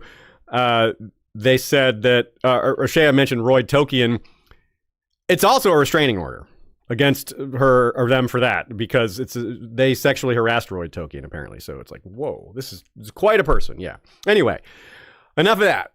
Then we went to the signings. The signings were next up, and we got some good photos of that. There's a particularly great photo of me and George that I believe Ashaya will put on screen here in a sec if it's not already there.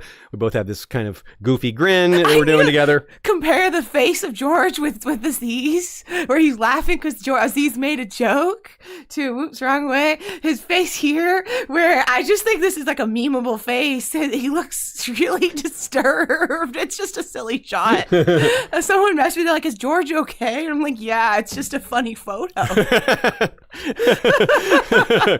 It makes me laugh. So I got my copy or a copy of Night of the Seven Kingdoms signed. It's my copy. No, it's our copy. I got Michael Klarfeld's Reach Map signed right next to George as Garth Greenhand. This is the big vinyl cloth version we have, like the one behind us. Yeah. So there's a nice group of us getting stuff signed. That was fun. We had just got to hang out in line together. That's fun. Good way to pass the time. And his signings are always very efficient. They're really nice too, the way they take your picture while you're getting it signed, so you have some keepsake. That's usually Sid taking those pictures. She's got a lot of experience at that because George's done a lot of signings. George is so automatic with his signings that they told us to mark what page you want signed, but George he just automatically goes to the title page and signs it. Like it's just so ingrained. He's talked about, like, you put a book in front of him, he's probably just going to sign it. And he's like, oh wait, I wasn't asking you to sign that, George. It's just so automatic. Check in front of him. Yeah, that's the best thing to do is just put restaurant bills in front of him. He'll just sign that. No, just kidding. Actually, he did pay for my pizza. That was nice from that Wednesday. So yeah, that signing was fun. Really randomly, my friend Joe, who I've known since I was 19, I didn't know he was going to be there. And again, I live in Atlanta. We live in Atlanta. Joe lives like 10 minutes from us here in Atlanta. Roswell, Georgia, technically the suburb. And he was there with his father and mother, and they were in line before us. They scoped it out. They were the fourth people in line for the George signing. And then after the George signing, they went to the Brandon Sanderson signing. So that was pretty cool. So they got some good signatures done there. And it was really cool to see my friend randomly. I was the best man in his wedding long ago. Good times. So that was fun. A little bonus. That evening was the BwB party. The previous night was the BwB dinner. This was the BwB party. Same room where the karaoke and the other partying was happening. The same room rented out by Tav. And there were a lot of fun people there. Shay already mentioned that Paris was there, George's wife. She was there. John Picasso, the great artist, was there. And we got to hang out with John off and on all throughout the weekend. He's such a nice guy, charismatic dude. He and Lee Bardugo, the artist of Shadow and Bone, finished a book together, a children's book about death, which is a very unusual thing. It's beautiful. The illustrations are amazing. The story is really good. That Lee wrote the story and John did the art. Comes out August 26th. And the title is The Invisible Parade. Invisible Parade. Yeah, really, I highly suggest you at least take a look at it. The centerfold piece by itself is unbelievable. John said it was 2 months of his life to make that, and it shows. It's stunning. I think a beautiful book for adults and kids alike. If you have kids that are grappling with loss and death or anything like that, I think it's a great gift to give to kids of a certain age. And John said that this was a real risk they were taking because publishers are like, death books for children? Yeah, we don't do that. That's not a big seller, John. But they're like, but they really wanted to do it. You know, they're famous and that will help it get promoted. They're doing an 8-city book tour. Unfortunately, Atlanta is not one of the stops, or we would totally go to that. But anyway, you might want to check your city. If you live near a big city like New York or Chicago, they will probably be in your area very soon. Leigh Bardugo, if you don't realize, is the author of the Shadow and Bone series. That's right. It's a Netflix series and very popular among... We have a bunch of friends who cosplay from that series. A lot of crossover with some of Song of Ice and Fire fandom. I got to chat with Leigh for quite a bit. She was super nice, very friendly. We got to chat for a while, and she was very down to earth. She had like a whole squad of her friends there, a bunch of girls. They were all cool. Leigh Bardugo wasn't a Song of Ice and Fire fan and a member of the Westeros org boards. She's a BwB member. Yeah. And so she met John at a WorldCon BwB party, I don't know how long ago. Yeah, quite a while back, and they have been friends ever since, and that's why they're collabing now, because they've had that relationship, and they work well together, and this idea came along. I'm not sure exactly the genesis of the idea, but they both have been running with it for a while. John had a post just the other day about it. If you look at his Instagram, okay. he did post about the genesis of it. Okay, cool. Yeah, it just occurred to me just now that I was like, oh, how did that even get started? And... So, funny anecdote, I might have told this story before from an Ice and Fire Con years ago, and this was my icebreaker to approach Leigh in the first place. I was walking down the hall at Ice and Fire Con with David J. Peterson, the language guy, and we walked by the front room of the hotel, and there's 4 of our friends dressed as Shadow and Bone characters. Even though it was Ice and Fire Con, they decided one evening they'd do Shadow and Bone. That's cool. And David notices them, and he, of course, having done languages for every show that needs languages, he has done work on Shadow and Bone, the TV show. And so he saw them. He's like, hey, you guys doing Shadow and Bone cosplay? And they're like, yeah. And he goes, I'm going to take your picture and send it to Leigh. And they're like, what? They just like died. So I told Leigh that story. I was like, I was standing right next to David when he sent you that photo. She's like, oh, that's so cool. And I said, those girls, they just loved it so much. And so at the end, when we were done talking, she was going to leave. I was like, hey, let me get a selfie. And then I was able to send it to those girls so they could, full circle everything there. And I got to tell them that I approached her using that story as my icebreaker. So that was great. I had a great time with her. She is super nice. And I hope this book is a big success for them. You're getting compliments on your Blackwood shirt, which I will say is a compliment to me because I made it. That was my design. And you can see in this picture, Dom has a Baratheon shirt. I made him as well. Aziz also has some others, like a Lannister and a Targaryen. And a Golden Company. Golden Company. I have a Golden Company too. And our friend Mateo humbly requested I make him a Stark shirt. So I have...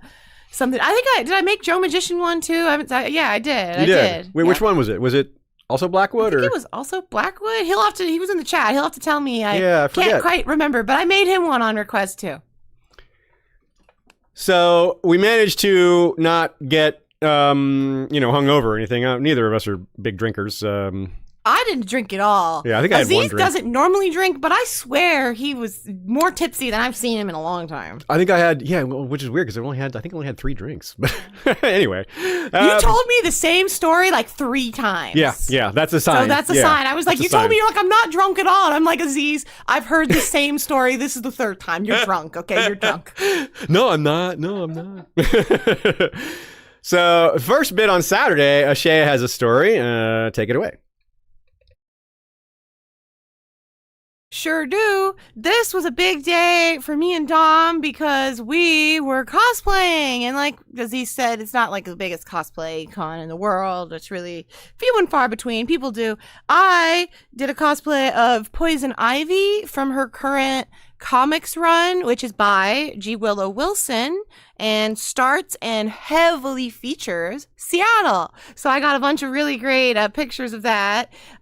This is us with Willow. The G is silent, as she said. She did a panel with Rebecca Roanhorse on writing commercial IP for fun and profit, because she does a lot of comic stuff. She did Miss Marvel. She's done a lot. She's currently doing Black Cat in addition to Poison Ivy, I think. Yeah. And Rebecca Roanhorse has done a lot of commercial IP stuff because she did Star Wars. She did Resistance Reborn. She's doing a Andor book that's coming out, which was pretty exciting to hear. And she's also done stuff in the Predator world. And so that was really just interesting to hear about how one gets into working on commercial IP, what you get out of it, what the trade-offs are. But really, we went because we wanted to meet Willow and show her our cosplay. The other person you see in this, the faceless person, is Dom, who is cosplaying another Poison Ivy character called Peter Undine. He's this flower-faced man. And Willow freaked out when she saw us, and she posted to her Blue Sky, all caps, Undine cosplay. She said it was the first Peter Undine cosplay she's ever seen. She sent it to her editor and the artist, and then later that day, Dom ran into her on the escalator and started talking to her, and he told her, he's my new favorite weird little guy. And she shared that. She tweeted, or not tweeted, she skeeted, whatever. She posted a direct quote from him. So she really appreciated us, and I really appreciated her. And I highly recommend the Poison Ivy comics run. If you like comics or you like Poison Ivy, it's really cool. Beautiful art, meaningful, moving, made me cry at points. Really, really good. So yeah, that was why I had moss and mushrooms glued on my face. I had to stay away from Ashaya a lot that day because I'm very allergic to poison ivy, so I couldn't take any risks there. No, seriously, I am very allergic to poison ivy. Next up was the Song of Ice and Fire fan meetup run by Laura Antonio, who we met at Ice and Fire Con. She's great and has been... And is in the chat right now. In the chat. Hey, Laura, how you doing? Yeah, so that was fun. We got to gather in there. I'm on the, what was it, the fourth floor, up in the pretty high up in the Summit building. That was good. Nice open space. Just seeing a lot of people we are mostly familiar with, and met a few new people and had a good time. Yeah, it's a great thing to do, having keeping the community vibrant by having meetups like this. So I always appreciate people who take it upon themselves to arrange events like that, meetups at conventions, like unofficial / semi-official things like that. They are such an important part of the convention experience and what makes them good. Next up, we attended movies. This was great because these are George's movies. Well, George's movies, he produced them. He didn't write them. These are Howard Waldrop short stories that were adapted to film. And this is a little sad. There's a little bit of George talking. He introduced these films by talking about Howard Waldrop. And Howard Waldrop was one of his best friends. And Howard Waldrop died only about a year and a half ago. And he spent quite a few minutes, several minutes, talking about Howard, talking about their friendship. They'd known each other since they were teenagers. Really, when they were both trying to become authors. They've known each other that long ago. So he was a bit melancholy. He was very obviously loved Howard, and talking about him, he was a little bit sad, but very meaningful, very positive, even though it was sad, because this is a friend. This is a man who loved his friend and has extra money and is willing to make these movies, even if he takes a loss on it, even if he takes a substantial loss. He's just like, I want my friend's movies to be out there. I want him to be remembered. So it was really touching, and the movies are good. These are good stories. This Howard Waldrop wrote 100 short stories. He never wrote long form. Short stories was his thing. And George picked out a few of these to make into films. One of these we've discussed before. Ashaya and I attended the premiere of Night of the Cooters, which is the first short story. Night of the Cooters. Yeah, that's the name of it. And I think we mentioned this in the previous podcast. We attended the premiere. It sounds so fancy. The premiere was here in Atlanta, so we just drove downtown, and it was easy. But it was cool because Vincent D'Onofrio was there with George, and Vincent was the lead actor and co-producer. Oh, no, director. He was the director, right? Yeah, he was the director. Yeah, he was the director and star. Yeah, so that's really good. So Ashaya and I had seen it already, but it was really fun seeing it again. It's War of the Worlds fan fiction. Essentially, it takes place 10 years after the Civil War, which is hysterical given George's opinion on fan fiction. Yes. I just gotta say, I'm like, Yeah. it's war. It literally is War of the Worlds fan fiction. Come on. Yeah, and it's really good. So the idea is this. The setup is simple. This is not a spoiler. It's a very simple setup. In War of the Worlds, there's 5 pods that come down from the aliens. 5 alien pods that land on Earth. 3 of them land in London. The other 2 are just never mentioned. The War of the Worlds just ignores the other 2. You can just assume they like went into the ocean or they just blew up. Nothing happened. It wasn't important to the story. Howard Waldrop did notice that. He's like, what if we write a story about those other 2 pods? There's a great line with Vincent D'Onofrio in the movie where he says, you're telling me that the aliens landed in London, England, and Pachuco, Texas? Yeah, so it's like an old southern town. There's like some Civil War vibes because it's only been 10 years after the Civil War or so. There's another great line where they're all joining together to fight the Cooters, the aliens. And one of the guys is a Union soldier. And he's like, let me man this weapon. Let me take over this gun for you guys. He's like, you're a Yankee. And he's like, yeah, but we won. And he's like, good point. Like, all right, go ahead. It's a really funny short film and really aesthetically striking because it's filmed in a rotoscope method called Trioscope. Yeah, which is the name of the company. Trioscope is, and they're an Atlanta-based company, and that's part of why the premiere originally was in Atlanta. And one of the other stars of the movie, Vincent D'Onofrio's deputy, was Hopper Penn. If you think that's the son of Sean Penn, you'd be right, because he is the son of Sean Penn and Robin Wright. They almost named him Steak. Steak Penn? Steak Penn. He's named for Dennis Hopper and Jack Nicholson. I don't know how Jack Nicholson gets in there because Hopper is just Dennis Maybe he's Hopper Jack. Hopper Jack Nicholson? Hopper Jack Penn? Yeah, maybe so. Yeah, anyway. he looks like Sean Penn a bit. Yeah, he did, yeah. And that name was like, you see that name, I'm like, that's got to be Sean Penn's kid, and he's probably named after Dennis Hopper. And I looked it up, and that's exactly what it was. So, there you go. So the next film was called Mary Margaret Roadgrader. It's also fan fiction in the Mad Max world, and it's Native Americans, the Native American setting, how they adapted to this world. Specifically Mad Max. It's just in that tone. It's not as explicitly this is fan fiction, like, you know what I mean?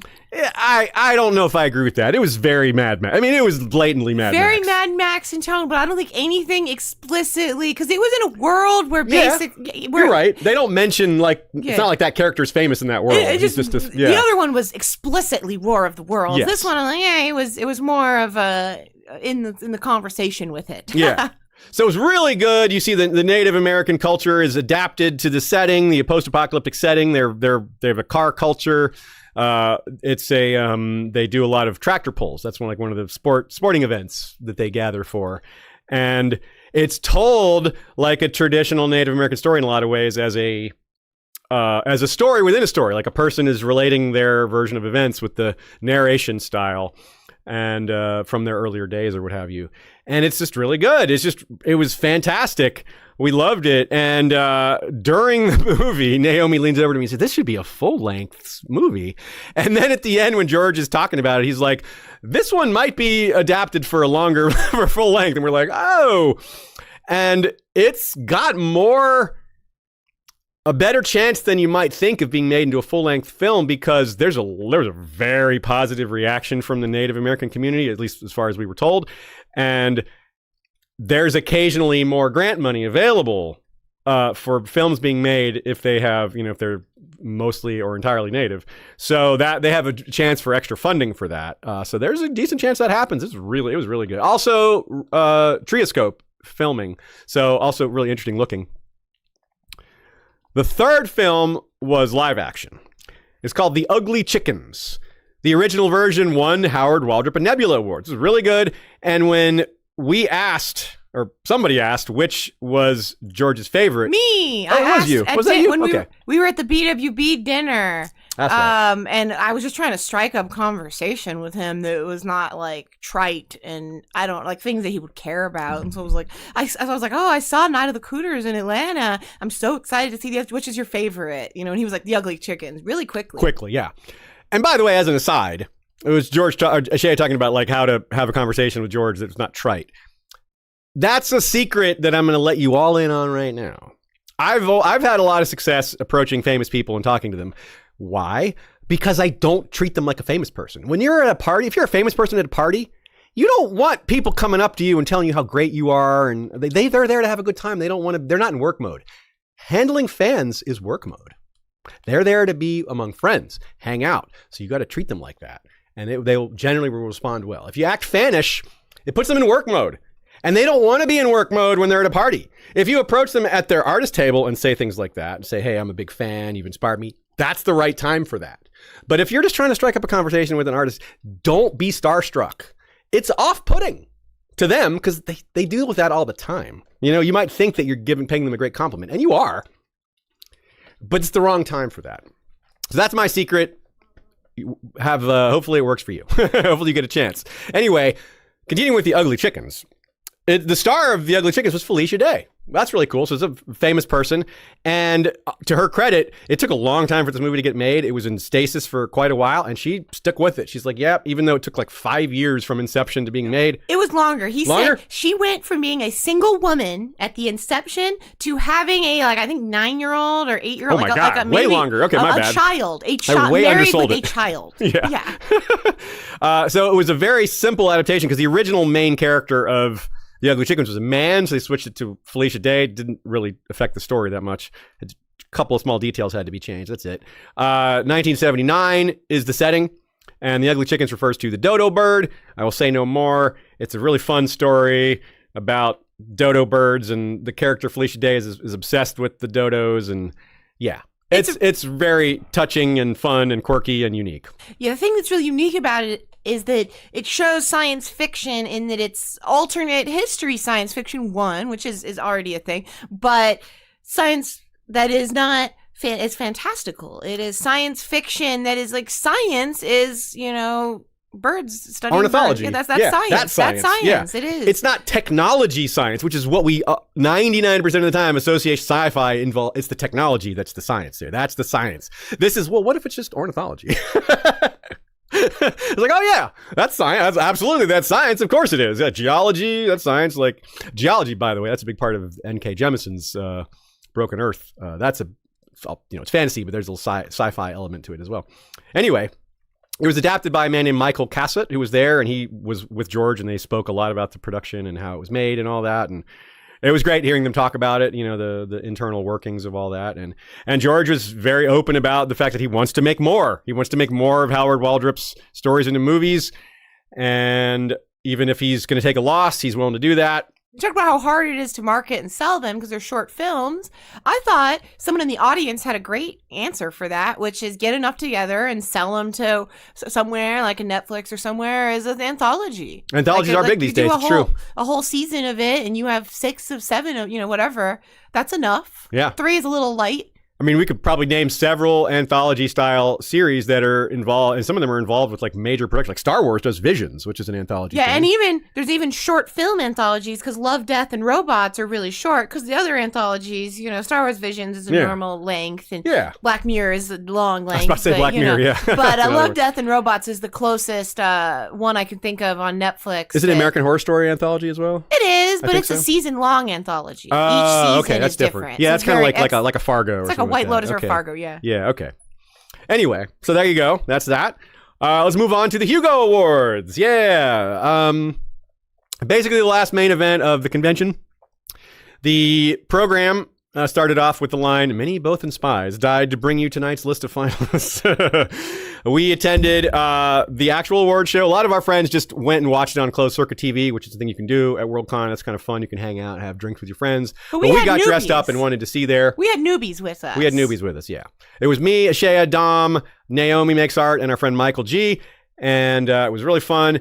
One shtick they repeated. The two hosts had a song they kept repeating with each time a new award would be announced, or a new little skit or whatever they were doing in between awards. And it went something like, "Down, down, down the road, down the Hugo Road." And it was every time. So it started to eventually particularly me and Dom started singing along loudly. Like, eventually about a third of the crowd was singing along, and that was very gratifying. At one point they said... Michael said the person next to him was annoyed. Too bad for him or them, because it was a lot. Yeah. So it's one of those things where if you're not having a good time with it, yeah, you might be annoyed by it, but because it was constant. But I loved it. We were singing along. It was great. I went through a bit of a roller coaster with it myself, where the first one was like, oh, how nice. And the second time I was like, oh no, it's happening every time. And then like third or fourth, I was like, okay. And they just beat you down into submission. You're like, okay, this is fun. I did have like a brief moment where I was like, no, every time. But that was because the Hugos, in my experience, have been too long. But I was worried it would make it longer, and it didn't. But it wasn't too long. It was short. It was great. Yeah, they did a good job keeping it shorter. It was 15 minutes shorter than the runtime. I was so proud of them. Great job, folks. Yeah. So that was fun. The song, and a pivotal moment with the song came from our friend Michael. The best long-form on-screen winner was Dune 2. So, the Hugo spans like pretty well-known to like massively popular things like Dune to lesser known, short stories and authors who are kind of up and coming. Michael sang Dune, Dune, Dune Part 2, Danny Villeneuve. That was good. So, yeah, Ashaya mentioned earlier that many times during the weekend we heard Rebecca Roanhorse say that she was going to lose to Brandon Sanderson for Best Series. She did not. She won Between Earth and Sky, won Best Series. It's pre-Columbian fantasy. Columbus. With lots of political intrigue. And like I'm supernatural magic. I would say like it's on the supernatural side when it comes to magic. Yeah. So I haven't, like I said, I haven't read it yet, but it's on my short list. So this is just more incentive to read. I love the idea. It's also pretty queer. Okay. For what it's worth, which I liked. Non-European based settings. Like there's nothing wrong with that, obviously, but that is a bit too much of what we have. It's good to have other styles of world building than quasi-European or quasi-Middle Ages. Obviously, we love that. That's where Game of Thrones falls for some part. But yeah, we do have a lot of it, so it's good to have variety. One of the panels I saw, they were talking about cultures that you can mine and represent and stuff, and how to make things fresh and real and all of that. And they're like, yeah, instead of just doing generic European, maybe be like specifically Czech. Yeah. Like stuff like that. Yeah, that's not because generic. You're like you wish you get a little bit in like stories like The Witcher, which are a lot more Eastern European. And there's if you're not from that part of the world, a lot of like the monsters and lore are Polish or Czech or whatever, and you might not know those. So that's a good example. But it's still European, but that's a good example of something that's like a little off the beaten path. Whereas this Black Sun sounds like it's even more off the beaten path of European stuff. It was a lot more different because it's pre-Columbus, so they wouldn't even have contact with Europe by then. So that's really cool. The best novel winner was Robert Jackson Bennett's The Tainted Cup, which brings us back to that podcast, because this was a topic that they discussed on the current trends in fantasy and how epic fantasy is kind of on ebbing right now, but it's also being mashed up with other genres. The big one being romantasy. There's a lot of romance mashed up with fantasy. Fourth Wing, Sarah J. Maas, all that stuff. That's huge right now. And none of the authors on that panel write in that genre. None of them really want to, but they also recognize that it's probably just like all these other things. It's just a trend. It doesn't mean it's going to die, but it may not be the most popular thing in a few years, but it's really big right now. And that's back to Robert Jackson Bennett's The Tainted Cup. Rebecca Roanhorse thought it was brilliant, in part because of this genre combination that's a little unusual. Murder mystery, epic fantasy. I've never heard of such a thing, because murder mystery seems kind of small scale. Epic fantasy is obviously anything but small scale. So that's an unusual combination, but it won the Hugo, so it must be really good. That's what George wants to do. That's what George wants to do with his, if he were ever able to do a story set in Bravos, he wanted to do a murder mystery set in Bravos, which would be set in an epic fantasy world. Yeah, that's a good point. Another thing from that podcast that I thought was really interesting is how world building is in demand. Even though epic fantasy is kind of ebbing right now, it'll almost certainly come back at some point. It's even with that, world building is huge. You can't get away with one of the points I think Robin Hobb and George R.R. Martin both made was you can't get away with just a long time ago in a galaxy far, far away, or long time ago, a long time ago kind of start. You have to describe the setting. People want to know what you're dealing with. That's a change in the audience. They also talked about things have to be kind of rooted in some realism for them, you to believe it. Like if you have a horse, the horse can't just travel for 3 days without desert, dying, right? And it made me think of a really funny scene in the show Mythic Quest, for any of you that have seen that, where there's like a fantasy author, a science fiction fantasy author, and he's like being critiqued on his work.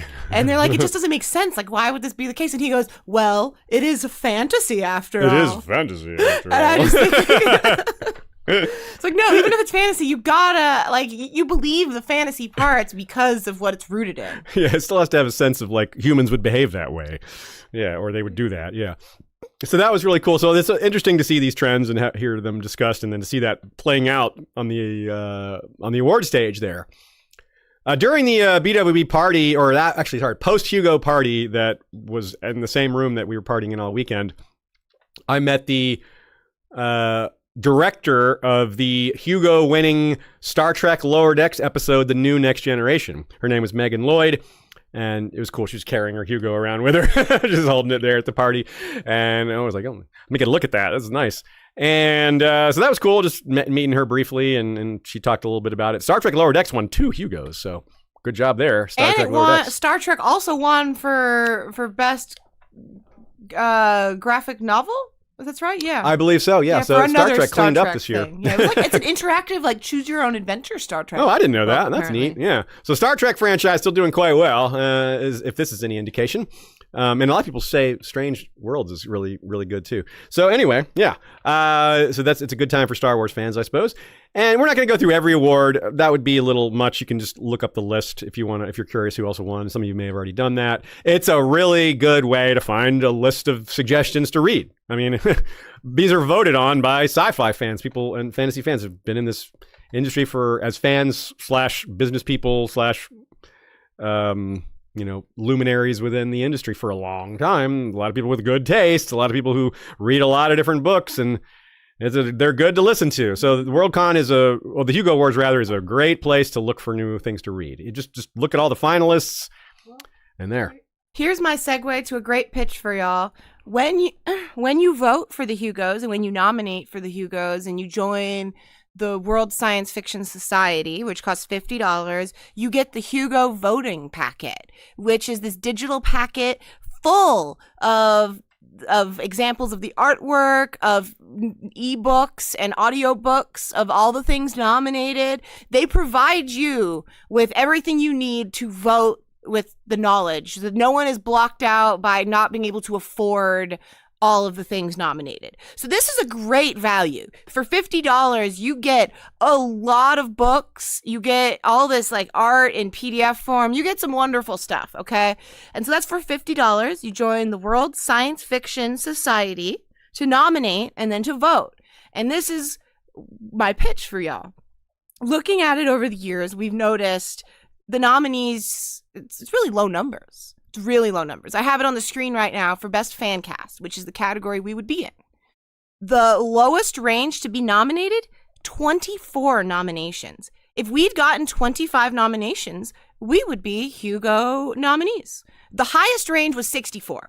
Now, we're going to Anaheim. We know a lot of people going. We've decided that we're going to just make a point to mention it to y'all periodically, mention it to our friends, nominate History of Westeros under Best Fan Cast, and we'll get nominated. I really believe that we can get well over 30, 50. I think we can easily get a nomination. And I would be honored to get a nomination. I don't really care about winning. I just think just being on the ballot would be such an honor. And so we'll bring this up again, but I just want to point that out. It's really a very low bar, and it really all it would require from y'all is to join the World Science Fiction Society, nominate us, and you will get a lot of value from that. You will get so many books. So many, yeah, and of course, helping us out is a nice benefit as well, and it would definitely be good for our show to be able to say, Hugo nominated podcast or something like that. That would be nice for us. I would love to mention the best fan cast category and read off every fan cast for y'all, since that's the category we want to go for, and you guys like podcasts. So I'm going to read those real quick for you. There's the Coode Street podcast. There's 8 Days of Diana Wynne Jones. Hugo Girl, which is fun. Hugo's there, so 2 different Hugo-specific podcasts. A Meal of Thorns and World Building for Masochists. So those were the nominees, and so hopefully next year we're saying History of Westeros. Yeah, let's go. 2026. Come on, y'all, help us out. The Hugo Awards not quite as old as WorldCon. WorldCon 1939's first year. Hugo Awards first year 1953. So quite old. Been around quite a while. That's, what is it, 47, 20, 72 years. They've also started doing retro Hugos, which are Hugo Awards for works before 1953. They're trying to they deserve awards too, even though some of these are authors that aren't around anymore. They still want to honor those works. They're no less relevant. A lot of them are quite relevant because they were fundamental to forming or to influencing authors that came after. WorldCon has been, and the Hugos have been in Seattle one other time, 1961, a long time ago. So the 8th or 9th year of the Hugos, and that would be the year the Space Needle was built in 1961 in Seattle. So that's happened at the same time. It was built in advance of the 1962 World's Fair, which doesn't exist anymore, but the Space Needle still does. It's funny because at the time, Space Needle was like one of the tallest buildings, not only in Seattle, but of the West Coast. Now it's like kind of swallowed up. It's actually kind of hard to see from certain angles because it isn't that standout anymore in terms of size. It's a cool building because it's unusual, but yeah, the height isn't as impressive as it might have been long ago. So yeah, of course, with all this talk of the next year, let's talk about that a little bit. WorldCon 2026 LA, get you all excited for that. Hopefully see some of y'all there. It's actually not LA, as the Shea said, it's Anaheim. In fact, this is the 7th time that it has been in LA, but actually 5 of those 7 are Anaheim. So it's actually going to be the 5th time in Anaheim, only twice in LA properly. But they just call that LA. Even the owner of the Anaheim Angels Major League Baseball team tried to brand his team as the Los Angeles Angels of Anaheim, which is weird, but I guess you kind of make sense to attach yourself to the much bigger market, but I digress. 7th time is not the most that a WorldCon has been in a city. 6 times it's been in San Francisco, so 1 last there. 8 times in Chicago, which is the most. Chicago has had the most WorldCons 8 times. Melbourne has had it 4 times. And Brisbane is probably 2028, so that's another one. And as we said before, Montreal 27, Dublin 29. If you want to join the WSFS, you can register through LACon for $50. Ashaya is going to post the link in the chat and the description, I guess. At least the description, yeah. I'll put the description too, but it is really simple. It's lacon.org/register. Yeah, I can also just say it aloud too. lacon.org/register, yeah. So. And like I said, you only need the $50 society membership to vote, and then you can upgrade to a full WorldCon membership if you decide to attend. Right on. And there's also generally going to be other news from us. We'll always keep you up to date on our travel plans and what we're going to be doing at conventions when we're there. A quick note here. The first WorldCon outside the U.S. was in 1948, Toronto. The first outside North America was London, 1957. The first in a non-English speaking country, or non-English, not the main language, was Heidelberg, West Germany, 1970. Yes, they actually had to specify West Germany because it was 1970. So there was an East and West Germany then. The first in Asia was Yokohama, Japan in 2007. Atlanta had a WorldCon, our own hometown here. We didn't live here then. It was 1986. But WorldCon Atlanta became DragonCon going forward, and it became a permanent event in Atlanta on the same weekend. So they kind of stole WorldCon's weekend. Yeah, and WorldCon actually moved backwards to a previous week because of that. The first time I heard about this was talking to George, and this was probably back in like 2015. It was like a long time ago. We were talking about like conventions, and I made the mistake, or someone made the mistake of asking about DragonCon. And George goes, I will never attend that convention. They stole WorldCon's weekend. And we're like, like, please tell us more. And he says it started as a WorldCon in Atlanta, and they were like, that's fun, let's do it again the same weekend next year. And then they became more successful, and eventually WorldCon was like, well, we're not going to fight you over this, we're just going to not do the same weekend. So George is not such a fan of DragonCon. It's under different management now, but the sting is still there. It's been a long time, but yeah. That was, 39 years ago or 40 years ago. Anyway, yeah, and like Ashaya said, DragonCon is just way, way, way bigger than WorldCon now. It's a very different convention, but yeah, size-wise, it's not even... DragonCon is literally more than 10 times larger. So let's talk about DragonCon briefly as our outro. Basically, here we are going. We live in Atlanta. I've been going to DragonCon since the 90s, and we do have some Song of Ice and Fire content as part of it because it's cosplay. Ashaya is going to run back the Muppet Tullies. Yeah, the squad returns for Muppet Tullies again, thanks to Chuck Lazarow and his great costume designing abilities. Shout out to Chuck. He is the Kermit.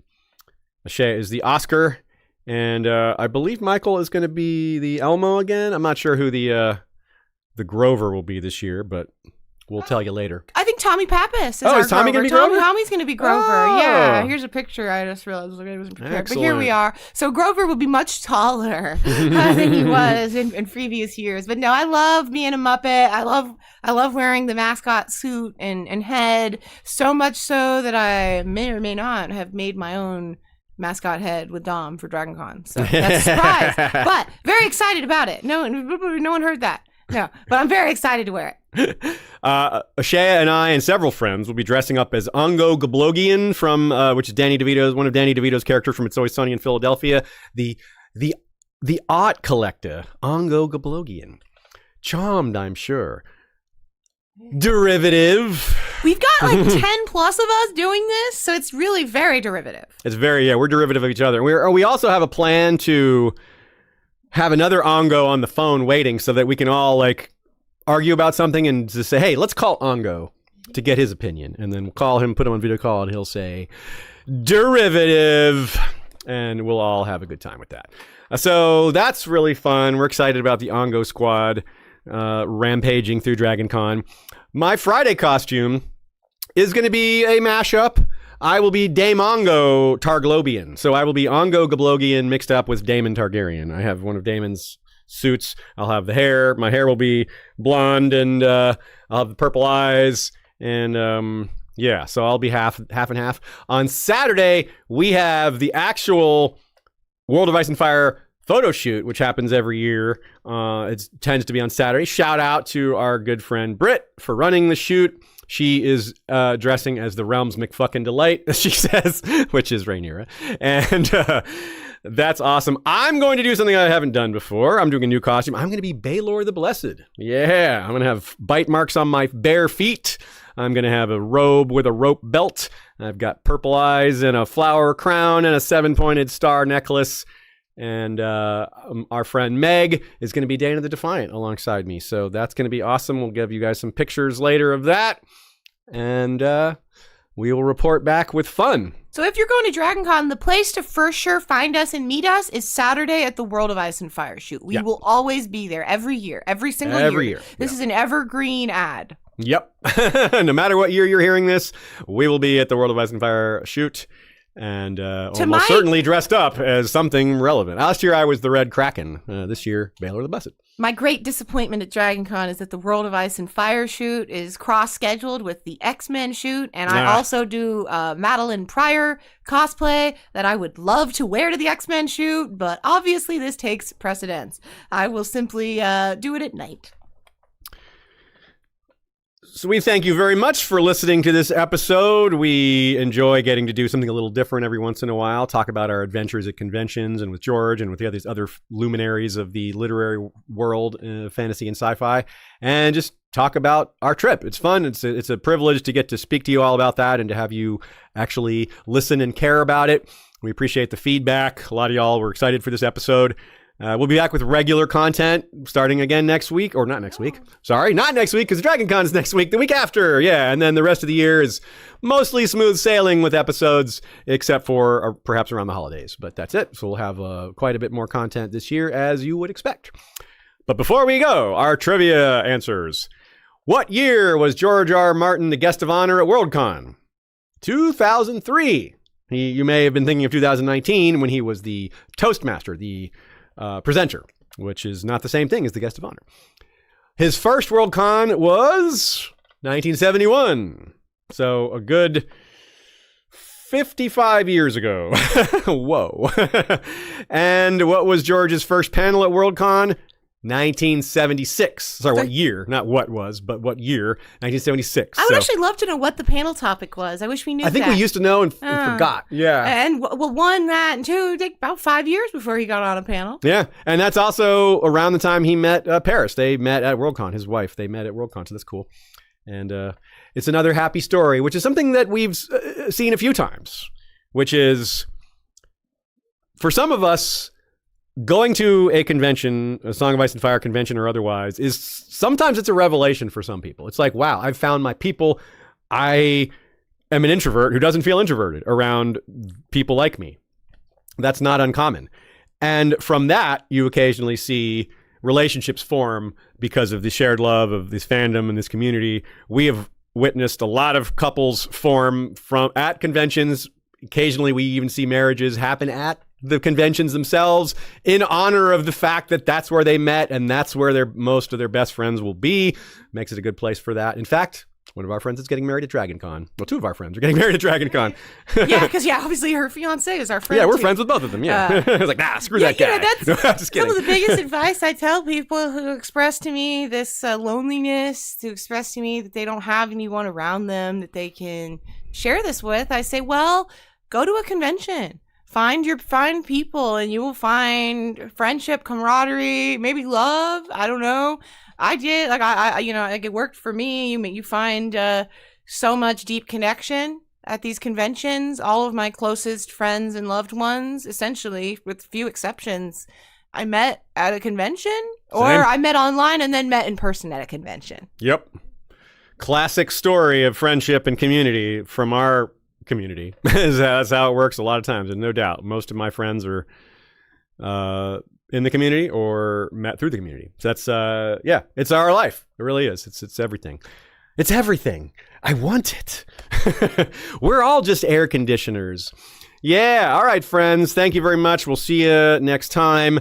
Thanks to everybody that we saw at the convention, all the names, everybody in the BwB, George, Sid, Mateo, Taffney, everybody we mentioned, all the great authors who gave us content and things to talk about, all our friends that I didn't mention just now. On behalf of Ashaya, I'm Aziz. Thanks to Joey Townsend for our music. Thanks to Michael Klarfeld for our opening video.